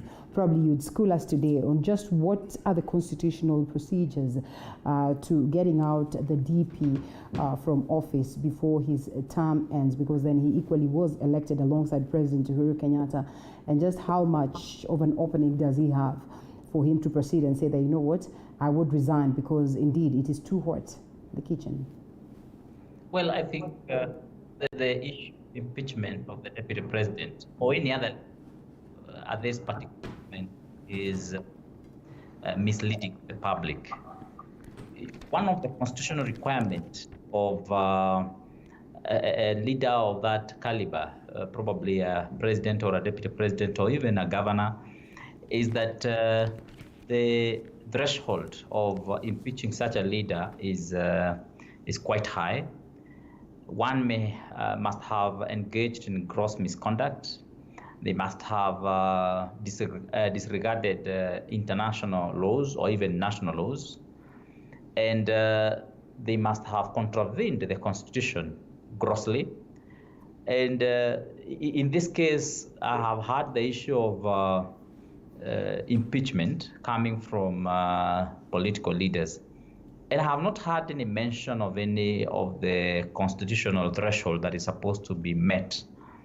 And so in the first place, without that, I do not think that debate ought to even be encouraged. Because I think what we are having is a face-off between the pro-handshake and anti-handshake parliamentarians.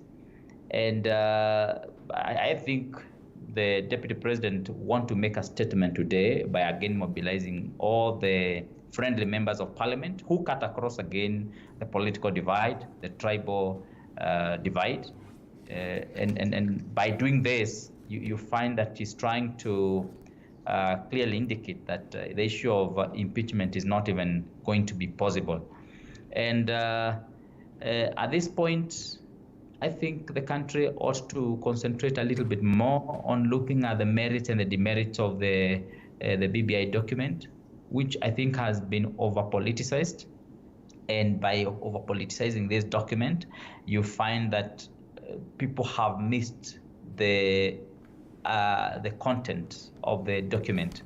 And the concentration has been much more on posturing for 2022. And so the issue of impeachment at the moment does not have anything to do with actual impeachment, but much more of a posturing for the purposes of having what the newspapers are portraying as a big fight. Is a matter of trying to show like we're in a contest, doing early campaigns, doing early political contest, and this is going to be helping the politicians to keep the country politicized for the purposes of their 2022 political games. So I think it's still premature to even discuss the issues of any impeachment of any person in the country at the moment. And again, we're also nearing the end of this term of the Jubilee government. I think what we have had, and what has gone wrong has gone wrong, what has gone right has gone right. And I think now we need to look at the remaining term to consolidate really what Jubilee manifesto stood for, so that with this we can have a conclusion of the term of Jubilee government. Well, the gentlemen in studio are wondering whether indeed we ought to have a conversation revolving around the manifesto at all, and whether it has done anything, or so to speak. As many would argue, maybe the Jubilee government has done so much, so it's just that then the political shenanigans that play around, sort of put up a cloud that bars, the people to get to see some of these things that they have done. But speaking of impeachment, categorically the Jubilee party argues that they do not have any plans. This is courtesy of what it is that has been said by the Secretary General, Raphael Tuju. They have no plans of impeaching the DP. This conversation culminating from ANC and the likes of Wiper, that is those sides of Kalonzo Musyoka. And then the question then would be, these individuals, what is their role in the current politics of the day, even as there are talks of a push for Musalia presidency? That is also one thing that I would love for us to go through or to talk about, but I hope that we will be discussing it as time, as and when time allows us. Also, President Uhuru Kenyatta as an individual, and I mean what his fate would look like, courtesy of the BBI. But gentlemen, time is not on my side. I'll allow you 30 seconds to probably give us parting shots in regards to the conversation, or generally what else you'd love for the people to hear. Honorable Deseli Simiyu? I think the matter of impeachment should be set aside because it might end up as a vote of confidence. So the best thing is they set it aside, then wait for 2022, so that now collectively we vote out Jubilee and any person who was associated with Jubilee, which includes the DP, because they have actually wrecked this country. So let's not bother with impeachment.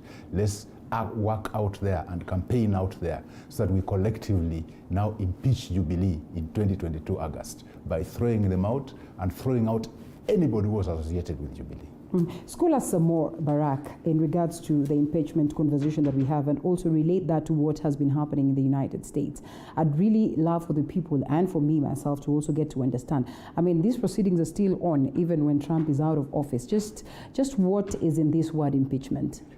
So that ultimately one is really declared completely unfit to hold office. Trump is out, but he could still make a comeback. A comeback, okay. So you want to put him away completely, lock, stock, and barrel, so that he never shows up again. It's in the interest really of the top notch in the Republican Party to ensure that he's locked out, but they're of course thinking also about the electorate.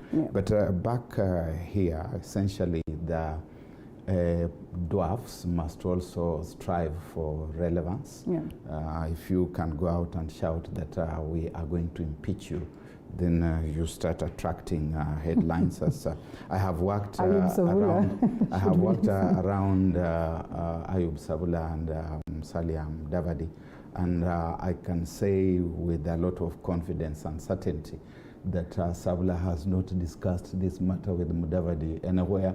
These are his own stamp pronouncements, and they are attention-seeking gimmicks, which attention he has received, but I don't think it will go very far. Very finally, the Jubilee government collapsed a long time ago. There is no such thing as a Jubilee government. There is Kieleweke and there is Tangatanga, and they are completely in conflict with one another. What keeps us rolling is that we still have a modicum of a functional civil service, a functional public service that keeps on rolling, taking us forward. I don't know how far it could go before it grinds to a halt. In terms of that which we may want to call the executive, we have an informal government. An informal government that has got President Uhuru Kenyatta as president, Raila Odinga as co-president, and it is informal because they have not used any known instruments of law to formalize them. But you still see Raila Odinga inspecting and giving a stamp of good life to projects. He goes to Galana Kulalu and he says, yes, this is good. He goes in his capacity as special envoy. Special envoy dealing with food and irrigation. Irrigation now, that's another thing. Infrastructure, he's his infrastructure actually. I understand when he accompanies President Uhuru Kenyatta to China to try and get a loan for the SGR, which the Chinese say no, but he didn't go as infrastructure envoy. Where else in Africa are you hearing him doing those things that they are talking about? He's part of the informal government. It's a very convenient place to be in.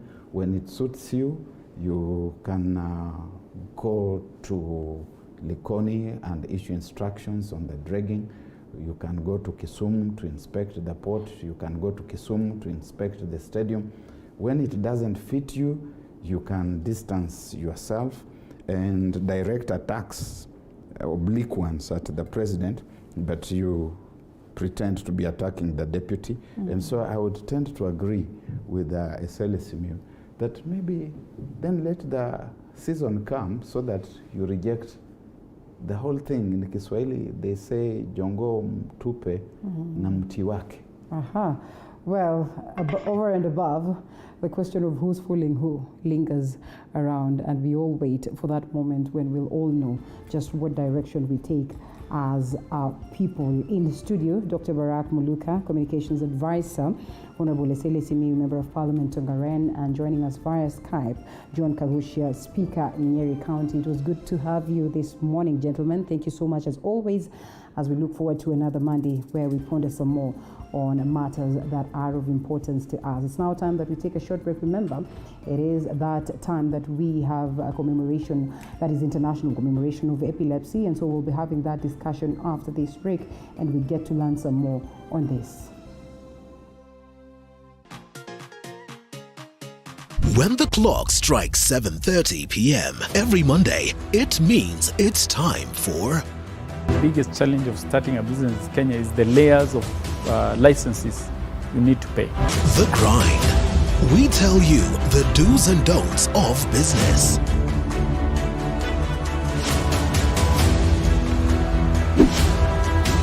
But the biggest fear was whether I'm going to make it in business or whether I'll lose my 150,000.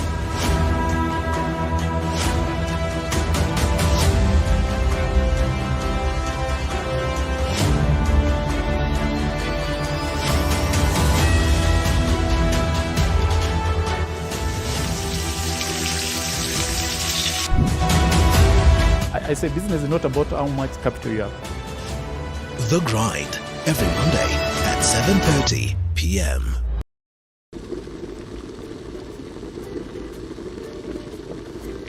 It's been an amazing year in the kitchen here on The Throwdown. We brought you ugali and brown fish by Sophia. The tasty butter chicken from the classic Mayura restaurant, and the sweet Oreo cake dessert by Lillian. This year, we bring you bigger and better from more mouth-watering meals, kitchen hacks, restaurant reviews, and even street foods. Tune in to The Throwdown every Sunday at 6:30 p.m.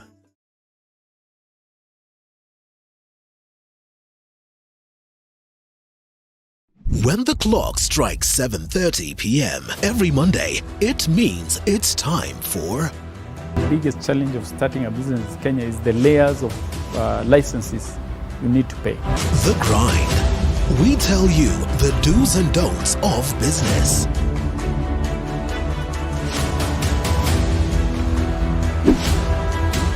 But the biggest fear was whether I'm going to make it in business or whether I'll lose my 150,000.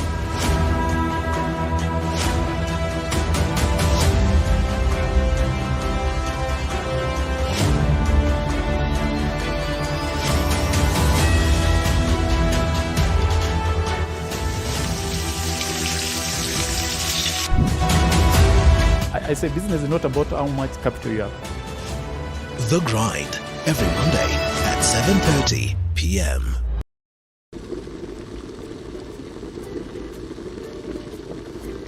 It's been an amazing year in the kitchen here on The Throwdown.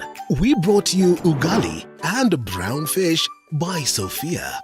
The tasty butter chicken from the classic Mayura restaurant, and the sweet Oreo cake dessert by Lillian. This year, we bring you bigger and better from more mouth-watering meals, kitchen hacks, restaurant reviews, and even street foods. Tune in to The Throwdown every Sunday at 6:30 p.m.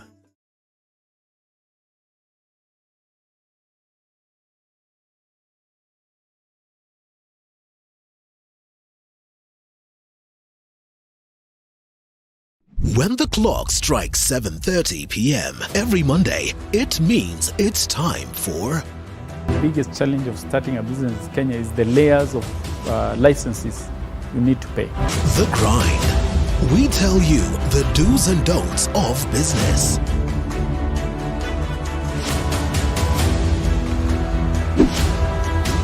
But the biggest fear was whether I'm going to make it in business or whether I'll lose my 150,000.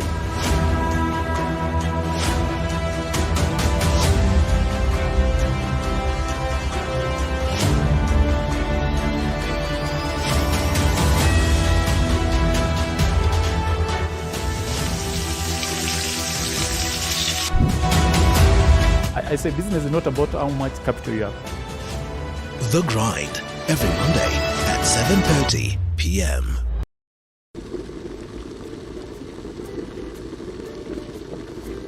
It's been an amazing year in the kitchen here on The Throwdown. We brought you ugali and brown fish by Sophia. The tasty butter chicken from the classic Mayura restaurant and the sweet Oreo cake dessert by Lillian. This year, we bring you bigger and better from more mouth-watering meals, kitchen hacks, restaurant reviews, and even street foods. Tune in to The Throwdown every Sunday at 6:30 p.m.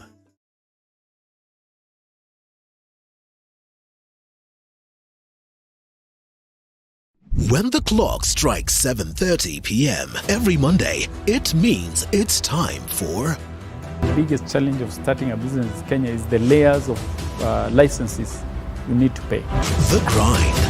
We tell you the do's and don'ts of business.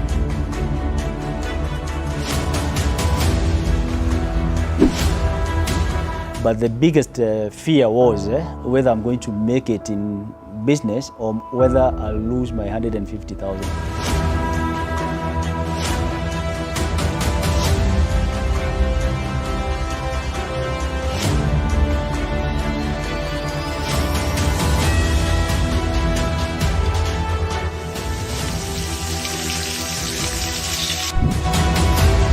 I say business is not about how much capital you have. The Grind, every Monday at 7:30 p.m.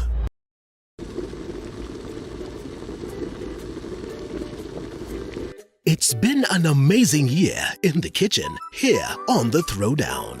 We brought you ugali and brown fish by Sophia. The tasty butter chicken from the classic Mayura restaurant and the sweet Oreo cake dessert by Lillian. This year, we bring you bigger and better from more mouth-watering meals, kitchen hacks, restaurant reviews, and even street foods. Tune in to The Throwdown every Sunday at 6:30 p.m.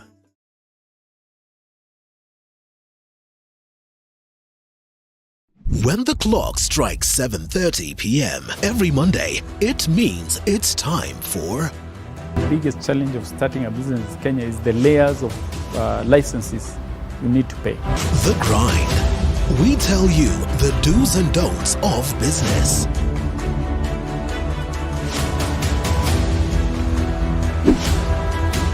But the biggest fear was whether I'm going to make it in business or whether I'll lose my 150,000.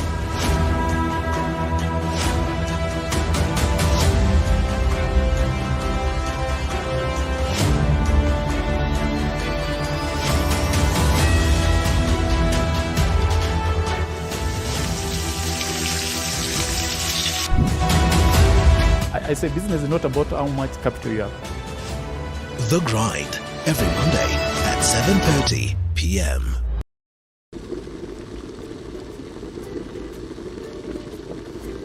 It's been an amazing year in the kitchen here on The Throwdown. We brought you ugali and brown fish by Sophia. The tasty butter chicken from the classic Mayura restaurant and the sweet Oreo cake dessert by Lillian. This year, we bring you bigger and better from more mouth-watering meals, kitchen hacks, restaurant reviews, and even street foods. Tune in to The Throwdown every Sunday at 6:30 p.m.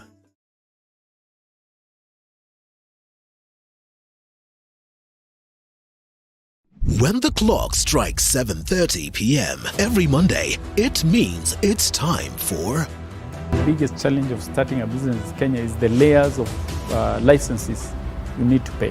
The Grind. We tell you the do's and don'ts of business.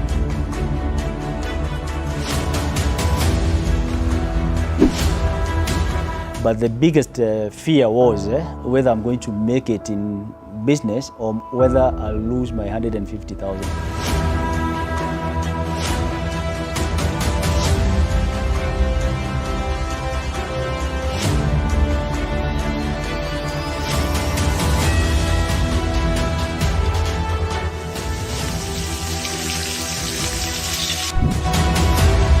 I say business is not about how much capital you have. The Grind, every Monday at 7:30 p.m.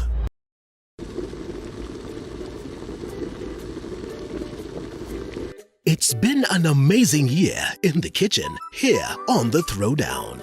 We brought you ugali And today, we commemorate, we celebrate, the specialist will tell us what is the best term to use in this occurrence is International World Epilepsy Day, especially done on the second Monday of every February. And so we'll be learning some bits of what this is all about and what are some of the things that need to be done if you are to get the diagnosis, at what point you need to seek medical advice, at what point do you address some of these challenges that come along with that. We understand the difference between epilepsy and seizure, or so to speak, and so much. So that's why we always dedicate our Mondays for Matters Health, and good enough, this has landed at exactly a Monday. So we'll be having this conversation alongside, that is Joanne will be joining Joanne Kagema. Yes, Joanne Kagema is a nurse at the Kenyatta National Hospital. Will be joining us via Skype to have this conversation. And with me in studio is Frederick Beuchi, who's epilepsy awareness activist. And it's good to have you this morning, gentlemen. And Joanne also, who's already on Skype. Good morning. Joanne, can you hear me? Good morning. Yeah, good to have you. Good to have you this morning. Nice to have you this morning. And I'm glad to talk about it. And thank you for calling us. Thank you so much, Frederick. Good to have you. Yes. Good to have you. Thank you too. And so, of course, the conversation is the straightest forward. Yeah. I always say on Matters Health, I'm not a specialist, but again, you realize that health is of interest to everybody. Yeah, sure. Because if you're not sick today, tomorrow you are. The next day you close, a relative is, or a close person to you is. And so sometimes to gather some of this basic knowledge is really, really important. Some people are suffering in silence. And especially in matters like this, when matters epilepsy, sometimes people look at this as though it's something that is not so good to look at. The stigma that revolves around this, and I think we need to have conversations that will take us from that point to a different conversation altogether, where we're all going to appreciate the state that we are in and seek to find remedies to some of the problems that we face and some of the sicknesses or the conditions that we are suffering from. And so, just what is all about the Epilepsy Awareness Day? International Epilepsy Day is commemorated every year. Yes. It's the second Monday of February. And this was arrived at by contributions from the International League Against Epilepsy and International Bureau for Epilepsy. Coming together and to just synergize organizations in celebrating and marking this day. And that was arrived at because epilepsy is a condition that has been known for quite some time, although it has not been given that much attention as it really needs. And I think it's all other conditions that are related to the damage of the brain. People are not so keen in trying to find out how these conditions come to be, because they are related to so many other things. I always say, if you ask somebody, if you have a headache, what do you do? Or if you have a stomachache, they'll tell you, I'll go to the chemist and I'll ask for medication. But anything to do with the brain, before we get to the point of medication, so many other things would have been done to this person. So it leaves a lot to be desired when it comes to knowledge, information, and education to people. Surprisingly, even for those that are learned, you ask them about such conditions and they're like, epilepsy, really not a medical condition. Okay. We know what causes it. We know from the background of our cultures what it is. So yeah, it leaves a lot to be desired, and that's why this day was set so that information can be spread and for people to know that it's a medical condition. Joanne, is there data on just how far this condition is witnessed in the country? Because people will tell you maybe they barely focus on getting basic information about it because it's not as common. The data for the Kenyan is not yet available. There's no much studies that have been done in this country, but epilepsy is rampant because in what we call like disability, or what we call that people living with disability, because even epilepsy can be one of condition that can be said that it causes a lot of disability because it brings incompetence in the mind. It also brings a behavior challenge. So it has a 0.3 innate of the population, 0.3% of the population. All right, well, at 0.3. Now let's get to the basics of it. At least with my little knowledge, I know there's that conversation of epilepsy, and you do find that at some point in time you speak about seizure. I find it so hard to pronounce that. Yes, it's indeed a mouthful. So, what is epilepsy and what is seizure? Well, in simple terms, I would say epilepsy is a condition that is caused by brain damage. Okay. And your brain can be damaged in either getting an injury of the head, and then the injury goes deeper, it touches the brain. Personally, to advocate for epilepsy is because I have a sister who was diagnosed with epilepsy at the age of 2. Okay. And her brain got damaged from getting infections, which was cerebral malaria. Others get the same brain damage out of either a condition or infections like meningitis. There is a lot that happens also in the delivery room, and sometimes mothers who experience birth complications also might end up getting a child's brain damaged, and so later develop epilepsy. And we are not saying all brain damages end up developing epilepsy. We have so many other conditions that are attached to brain damage that are not necessarily so this happens in early stages, or generally even in life at such a time as old as I am, I'd probably get brain damage, and it ends up to... It's key to note that anyone can get epilepsy from any age, any race, any gender. We are all at risk of getting epilepsy at one point of our lifetime, because we use transport, and that's why even for the boda guys, we are telling people, when you board that motorcycle, is this guy keen enough to give you a helmet? The things that we expose ourselves to are putting us at a danger of getting injuries, which at the end of the day might actually cause some brain damage and develop epilepsy. So back to your question of epilepsy and seizures. Epilepsy manifests itself through seizures. So seizure is, I would call that as symptoms, or how do you get to know that somebody has epilepsy? And it is in different forms. I think Joanne can also share on that, but we have over 40 types of seizure types. But they are grouped into 3. You have partial, you have absence, and you have the generalized seizures. So generalized, you ask anyone about epilepsy, they'll tell you, is that condition where somebody falls down and they jerk. That's the generalized one. It's the most common one that people know. Absence, not very common, but in children also it's found to be very rampant.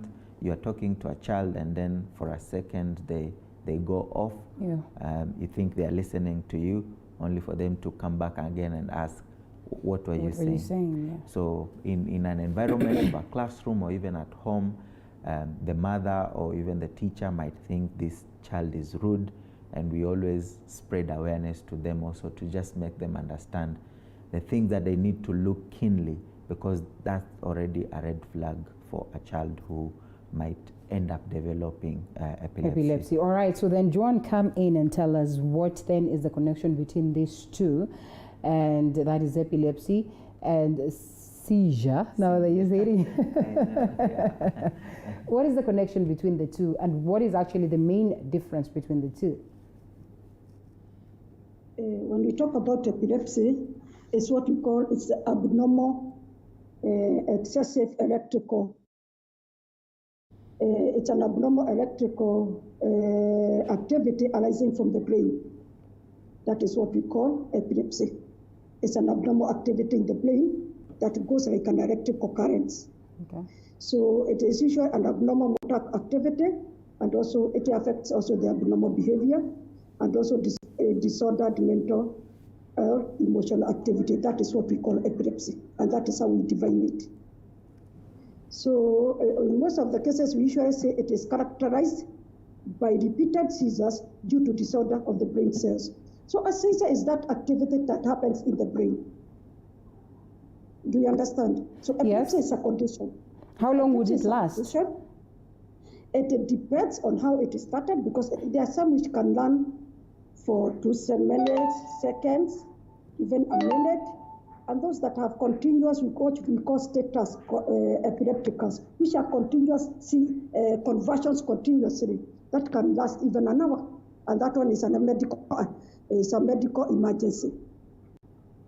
All right, so one would then want to know if they have seizure, does it then mean they have epilepsy? If it is not the case, based on what it is that Frederick spoke about, to what percentage would one say that if I have seizure, then this is likely to culminate to someone being epileptic? There are very different types of seizures, as my brother has said, and Frederick has said. Yes. Because even febrile seizures, where you find that children are getting fevers, and they end up having a conversion.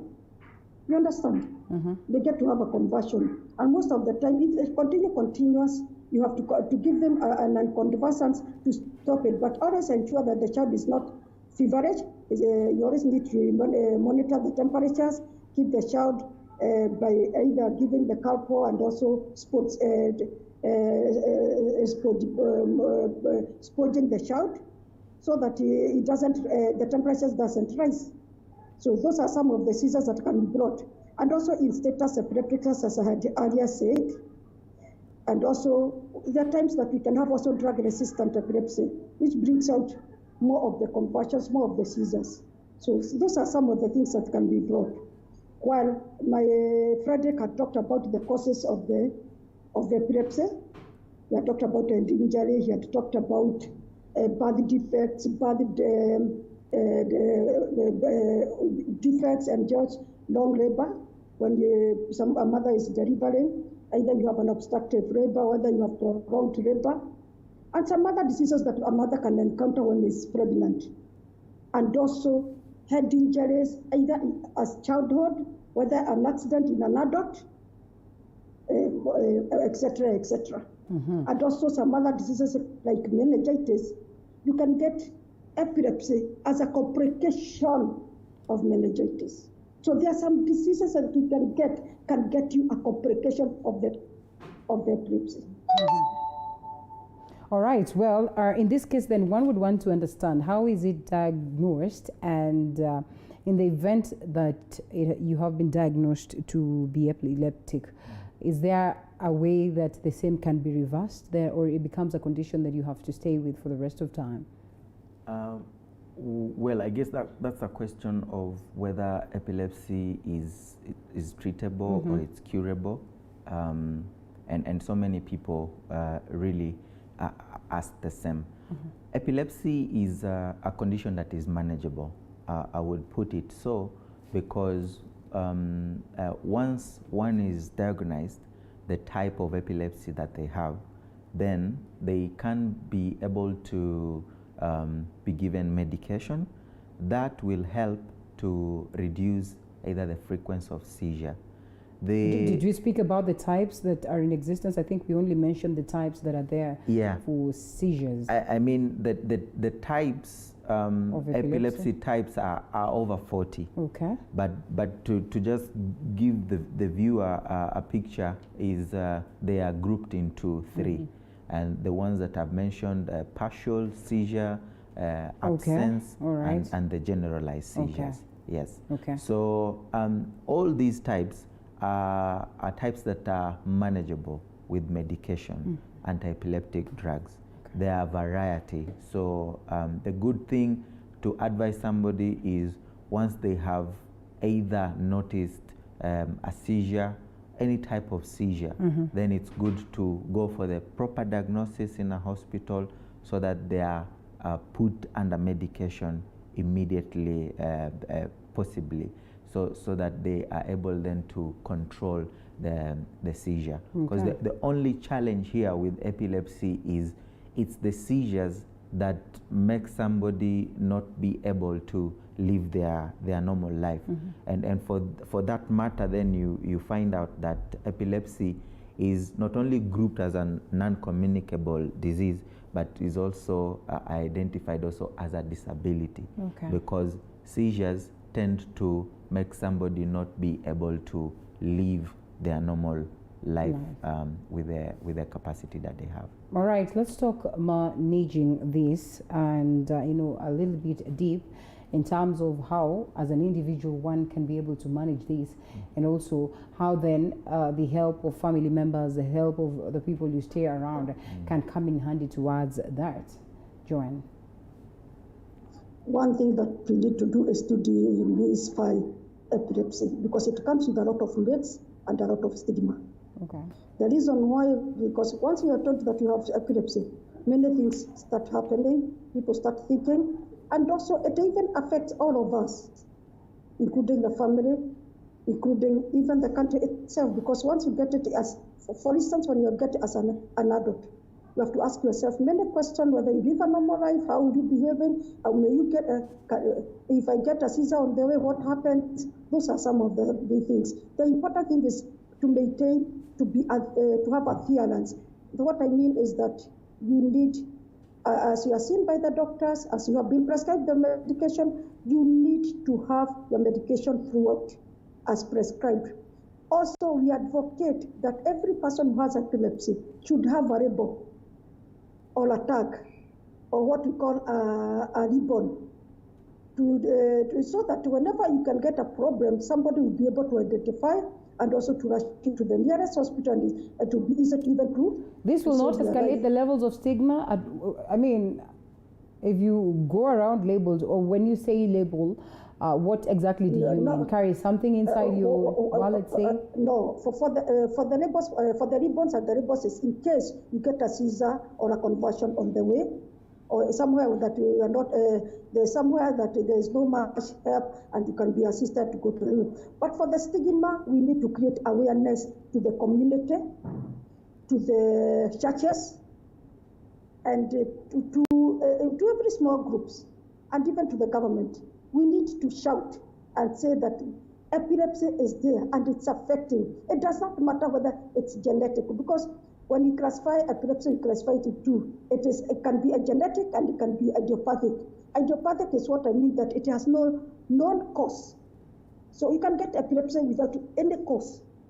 It can be, you just got epilepsy. You may not have had head injury, you may not have had any bad defects, you may not have had any disease, but you develop epilepsy, especially some of us who are adults. You can develop epilepsy from nowhere.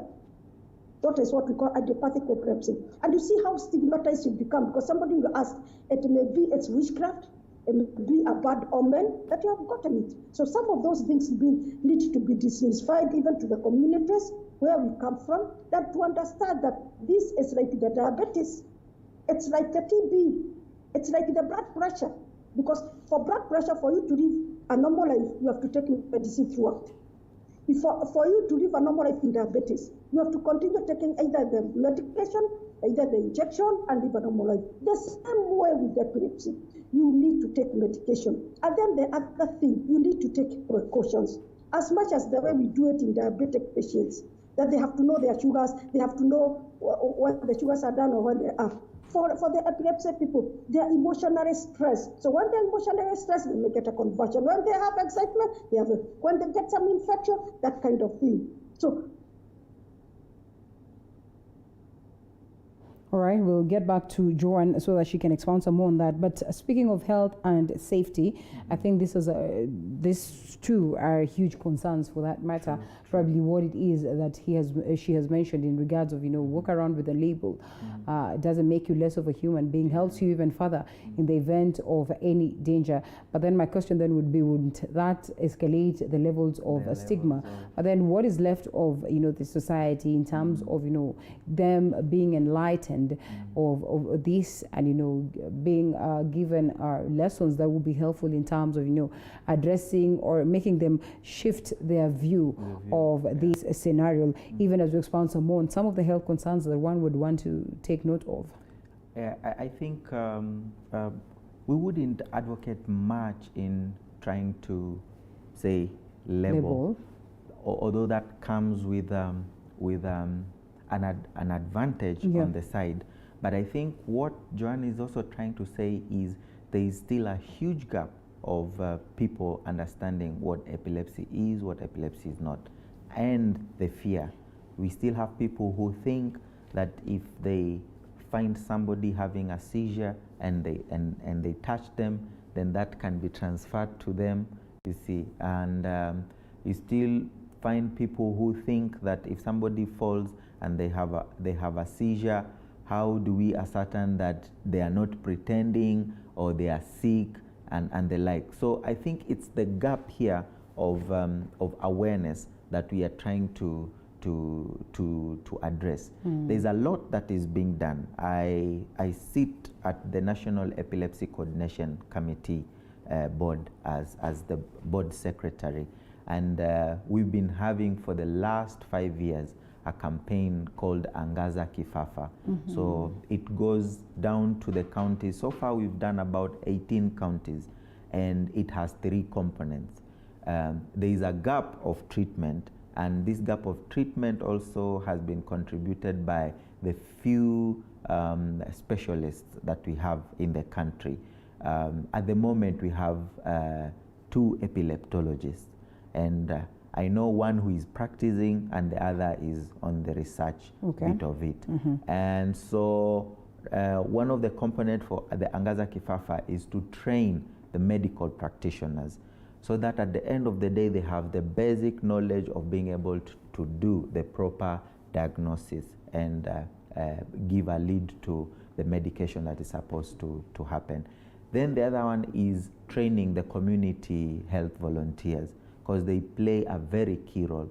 They are attached to households and they can be able to point out and say there is a child who is locked up because they have epilepsy, or there is a person who is not living a full life because they have epilepsy. So they help so much in spreading the word. And then now we have the public roadshow caravan where you reach out to people with information. So I would say a lot is happening right now in being able to really bring people to the picture of what epilepsy is, so that we will not then need not to label people who have epilepsy, so that we kind of like identify them from the rest of the people.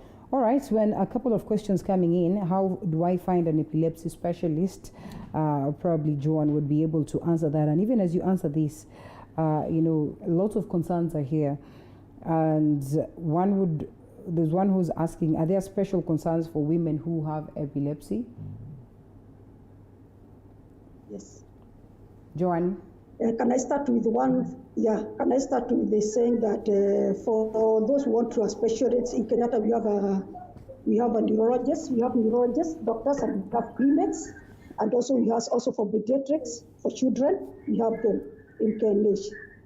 And for the others who can go to the privates, we have Naga Khan, we have Professor Samia, we have Dr. Miyanji, and also in Nairobi Hospital, we have Dr. Mativo, we have and also we have Professor Maya and many others, like they cannot be mentioned.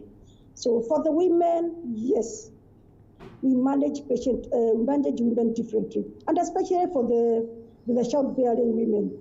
There are some drugs that you do not take when they are pregnant. So when a woman is preparing to get pregnant, he should tell the doctor, because we have to pray about with the drugs.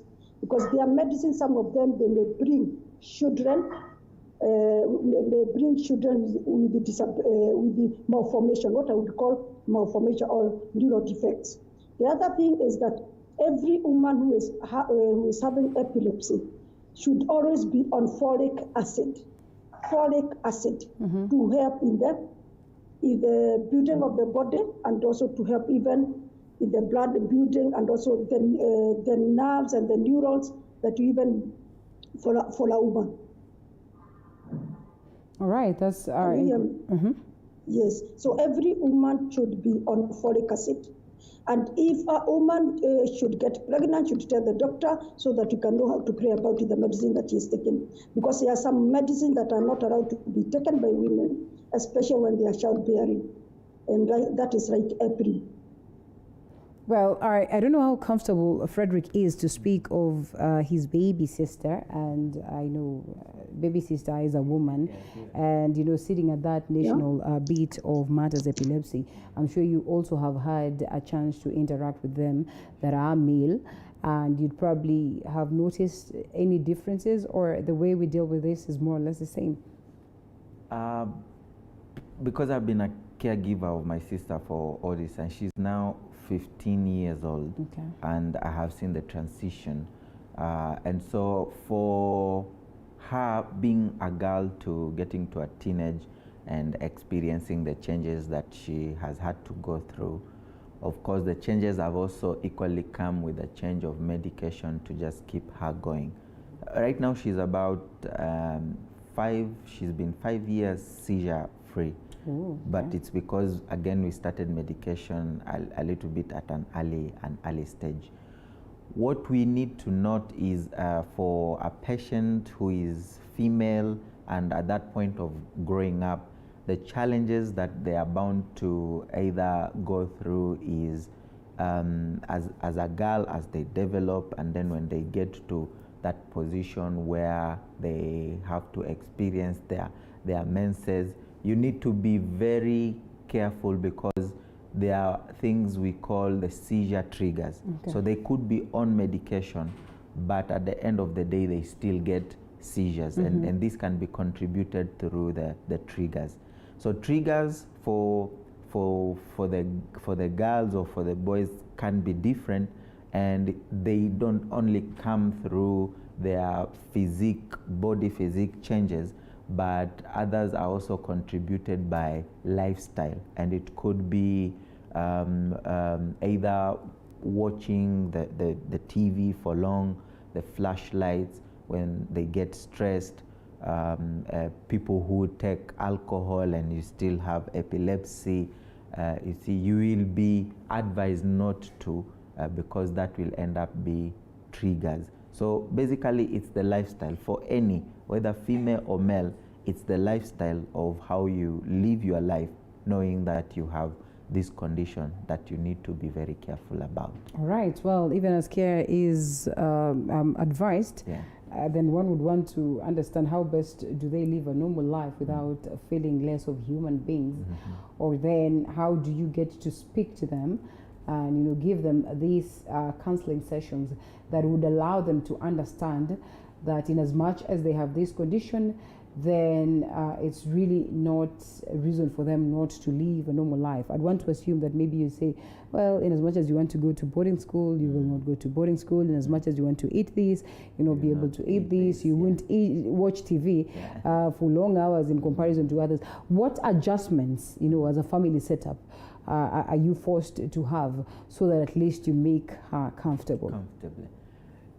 Well, the reality that if one person has epilepsy, indirectly, she or he ends up affecting like 5 more people in terms of even how they begin to do their things. And I will still draw that example from the family setup that I come from, and our sister being the last born.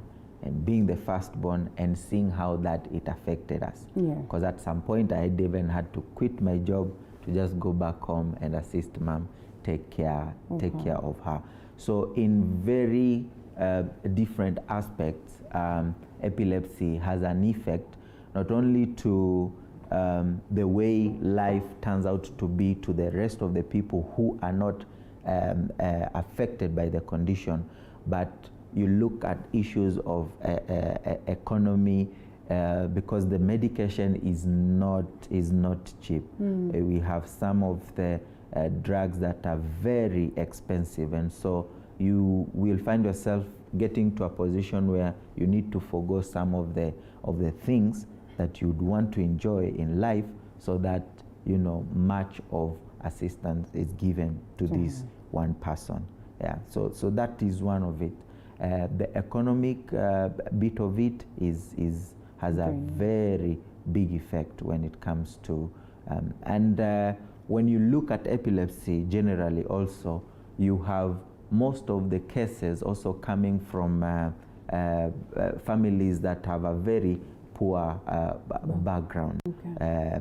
Poverty levels are very high for such families. So again, that becomes a concern, because if you tell them to go to the hospital where they will be told this is the medication that will help this person, then how do they end up accessing that medication? And that's the message that we are trying to push also through the government, to make actually anti-epileptic drugs affordable.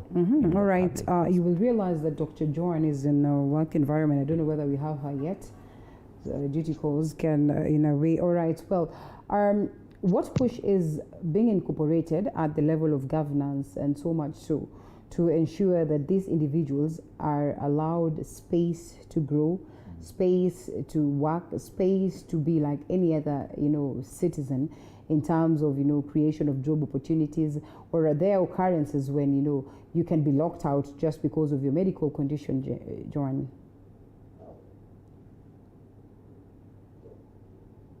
Hello, can you hear me? Yes.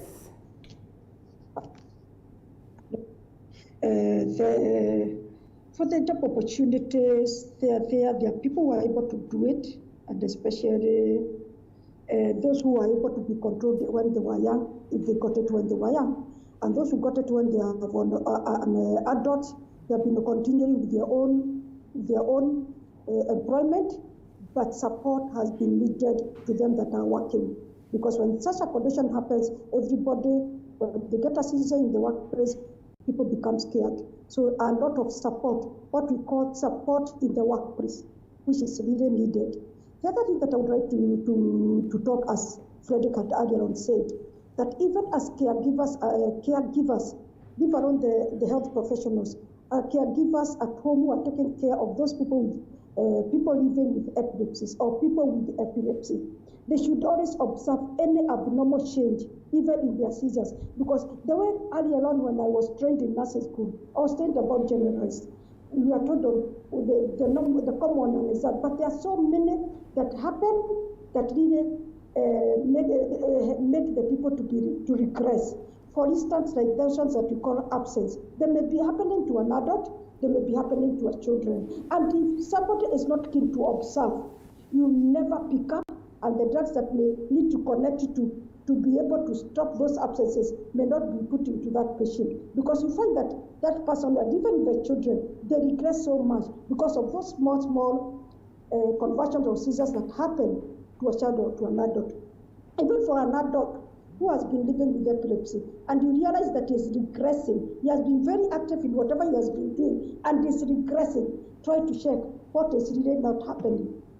What is really happening? Sometimes you get to have strand speech. Like for me, I really advocate, especially for children or persons with neurodevelopmental disorders. What I call neurodevelopmental disorders. We call about cerebral palsy, we call about autism, we call about Down syndrome, and all those people, they also suffer, because when you have an issue in the brain, they will always end up to having seizures. Unlike the children in autism, they may not be having seizures at that particular time, or they may not be having epilepsy at that particular time. But as they grow up, as age growth, because of maybe they have been brain infarcts, maybe they have been changes in the brain, they may develop seizures. So how will you tell that parent or that mother that this child has started having epilepsy? Initially, the child didn't have epilepsy. So it is important to do a health education to the caregivers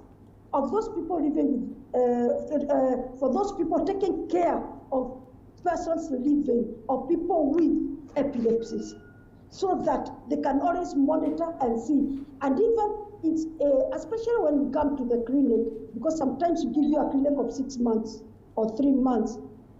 You need, if there is any abnormal thing that it's easy to take a photo with your phone, and then you can always show us what is happening. All right. Have I answered your question? Yeah, you have. Thank you so much. Yeah. And expounded even some more. As we come to a close, also there are a couple of questions that maybe you might have answered or we might have answered, but I think it's fair that we repeat for the sake of the people who are watching. And one is asking, can a person die of epilepsy? If I have epilepsy, can I still drive a car? If I have epilepsy, can I exercise and play sports and all these other activities that involve so much of a physique? Well, to start with the fear of death for anyone who has epilepsy, it's the if one is prone to seizures, then they are at a risk of maybe death, I would say. And it's the injuries that are also caused by one being prone to seizures, because you never know at what point or at which place person will have a seizure.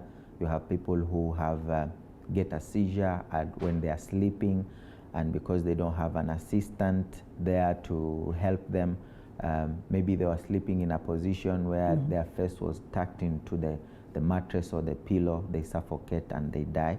Others fall in water, others fall on fire. So it's the danger of what the seizure prones somebody to. But if these seizures are controlled, then there is no need to fear that somebody will die from epilepsy. And then the other question about driving. You need to get a certification really from your doctor. We don't have a clear law that distinguishes people who have epilepsy to either drive or not. But you see, for the same reason of the fear of you could be driving and then you get a seizure and you can cause an accident. God forbid if you are a driver who drives either the buses or the matatu where so many the lives of other people are on your hands. So and it has been advised before that if one has been seizure free for about 2 to 3 years, then they can be considered for such. But when it comes to sporting, when it comes to exercising, it's something that we encourage because again, it gives somebody an opportunity to know that they can live a normal life. Maybe with caution for sports like swimming, other sports that a little bit put somebody into a danger just in case they get a seizure and they are alone, then that can actually be looked at with a lot of caution. Okay, well, thank you so much, Frederick. As we come to a close, 30 seconds, Joran, as we commemorate this day, what strides have been made? What efforts have we put? And where are we headed in terms of making it, a better environment, so to speak, for the people who are patients and even for the society at large? The first thing, before I wind up, as we have talked about whether it can kindly cause make death, it brief, yeah. That it can cause death. What I want to talk is about there is a sudden death on epilepsies. That happens at night. Most of the epilepsies people die. Leave alone those ones that are fallen on the water, have been burned, or they have had an accident. There are others that die at night just because they got a conversion and they were not able to breathe and then they were choked. That is what we call sudden death in epilepsies. that is a health condition.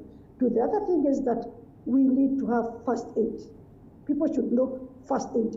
Many years ago, we used to, what I'm talking about is about first aid in epilepsy. Many years ago, people used to do when you get a person with generalized epilepsy, you put a spoon. These days, we don't put anything on the mouth. Allow the patient to sleep in a soft, put a soft thing in the head so that it doesn't injure the head, and allow the patient to finish what he is doing, and after that, ensure that the patient is safe, and also make sure that that he is able to breathe. So you put in a semi-prone position so that he can be able to breathe in. And once he wakes up with a lot of confusion, ensure that the patient is safe, and wait until the patient is fully awake. So mine is people should know the first aid of such a patient. It would have been very bad for us to go without mentioning that. It would have been very extremely first aid at home. Yes. First aid anywhere, even on the road. First aid, so that you can prevent injury to that person. Remove anything that can injure that patient in that particular position. Thank you, Joanne. Make sure that the head, Thank you, Joanne, for that. Now that Joanne has filled all this time, 20 seconds to speak of the strides we've made. So far, as I mentioned, 18 counties covered. We're still looking forward to cover more this year, about 4 until we are done with the 47 counties, to just spread awareness across the country.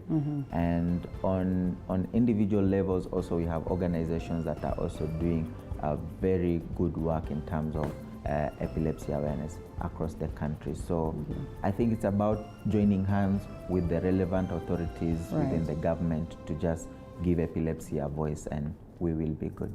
Thank you so much, Frederick Beruchi, epilepsy awareness activist, and nurse from KNH, Madam Joanne Kagema. It was good having you this morning. Time is extremely not on our side, but I'm glad that we've spoken about this. Remember, it's all about awareness, and that mention that we've talked about, that session that we've had is good enough to give you that awareness and enlightenment on this. And on that note, it's about time that I call it a day, but not before I remind you of the goodies that we have for the Valentine's weekend. So hold it right there, hashtag TV47 Valentine. You go there, get to understand the goodies that we have in store for you. And this will be courtesy of Morning Cafe. Valentine's Cake House is on board. Mizizi Africa Homes is on board. The Emory Hotel is on board. The UPI is also on board. And all these people or all these entities will be giving you goodies for your loved one and for yourself on the Valentine's Day. So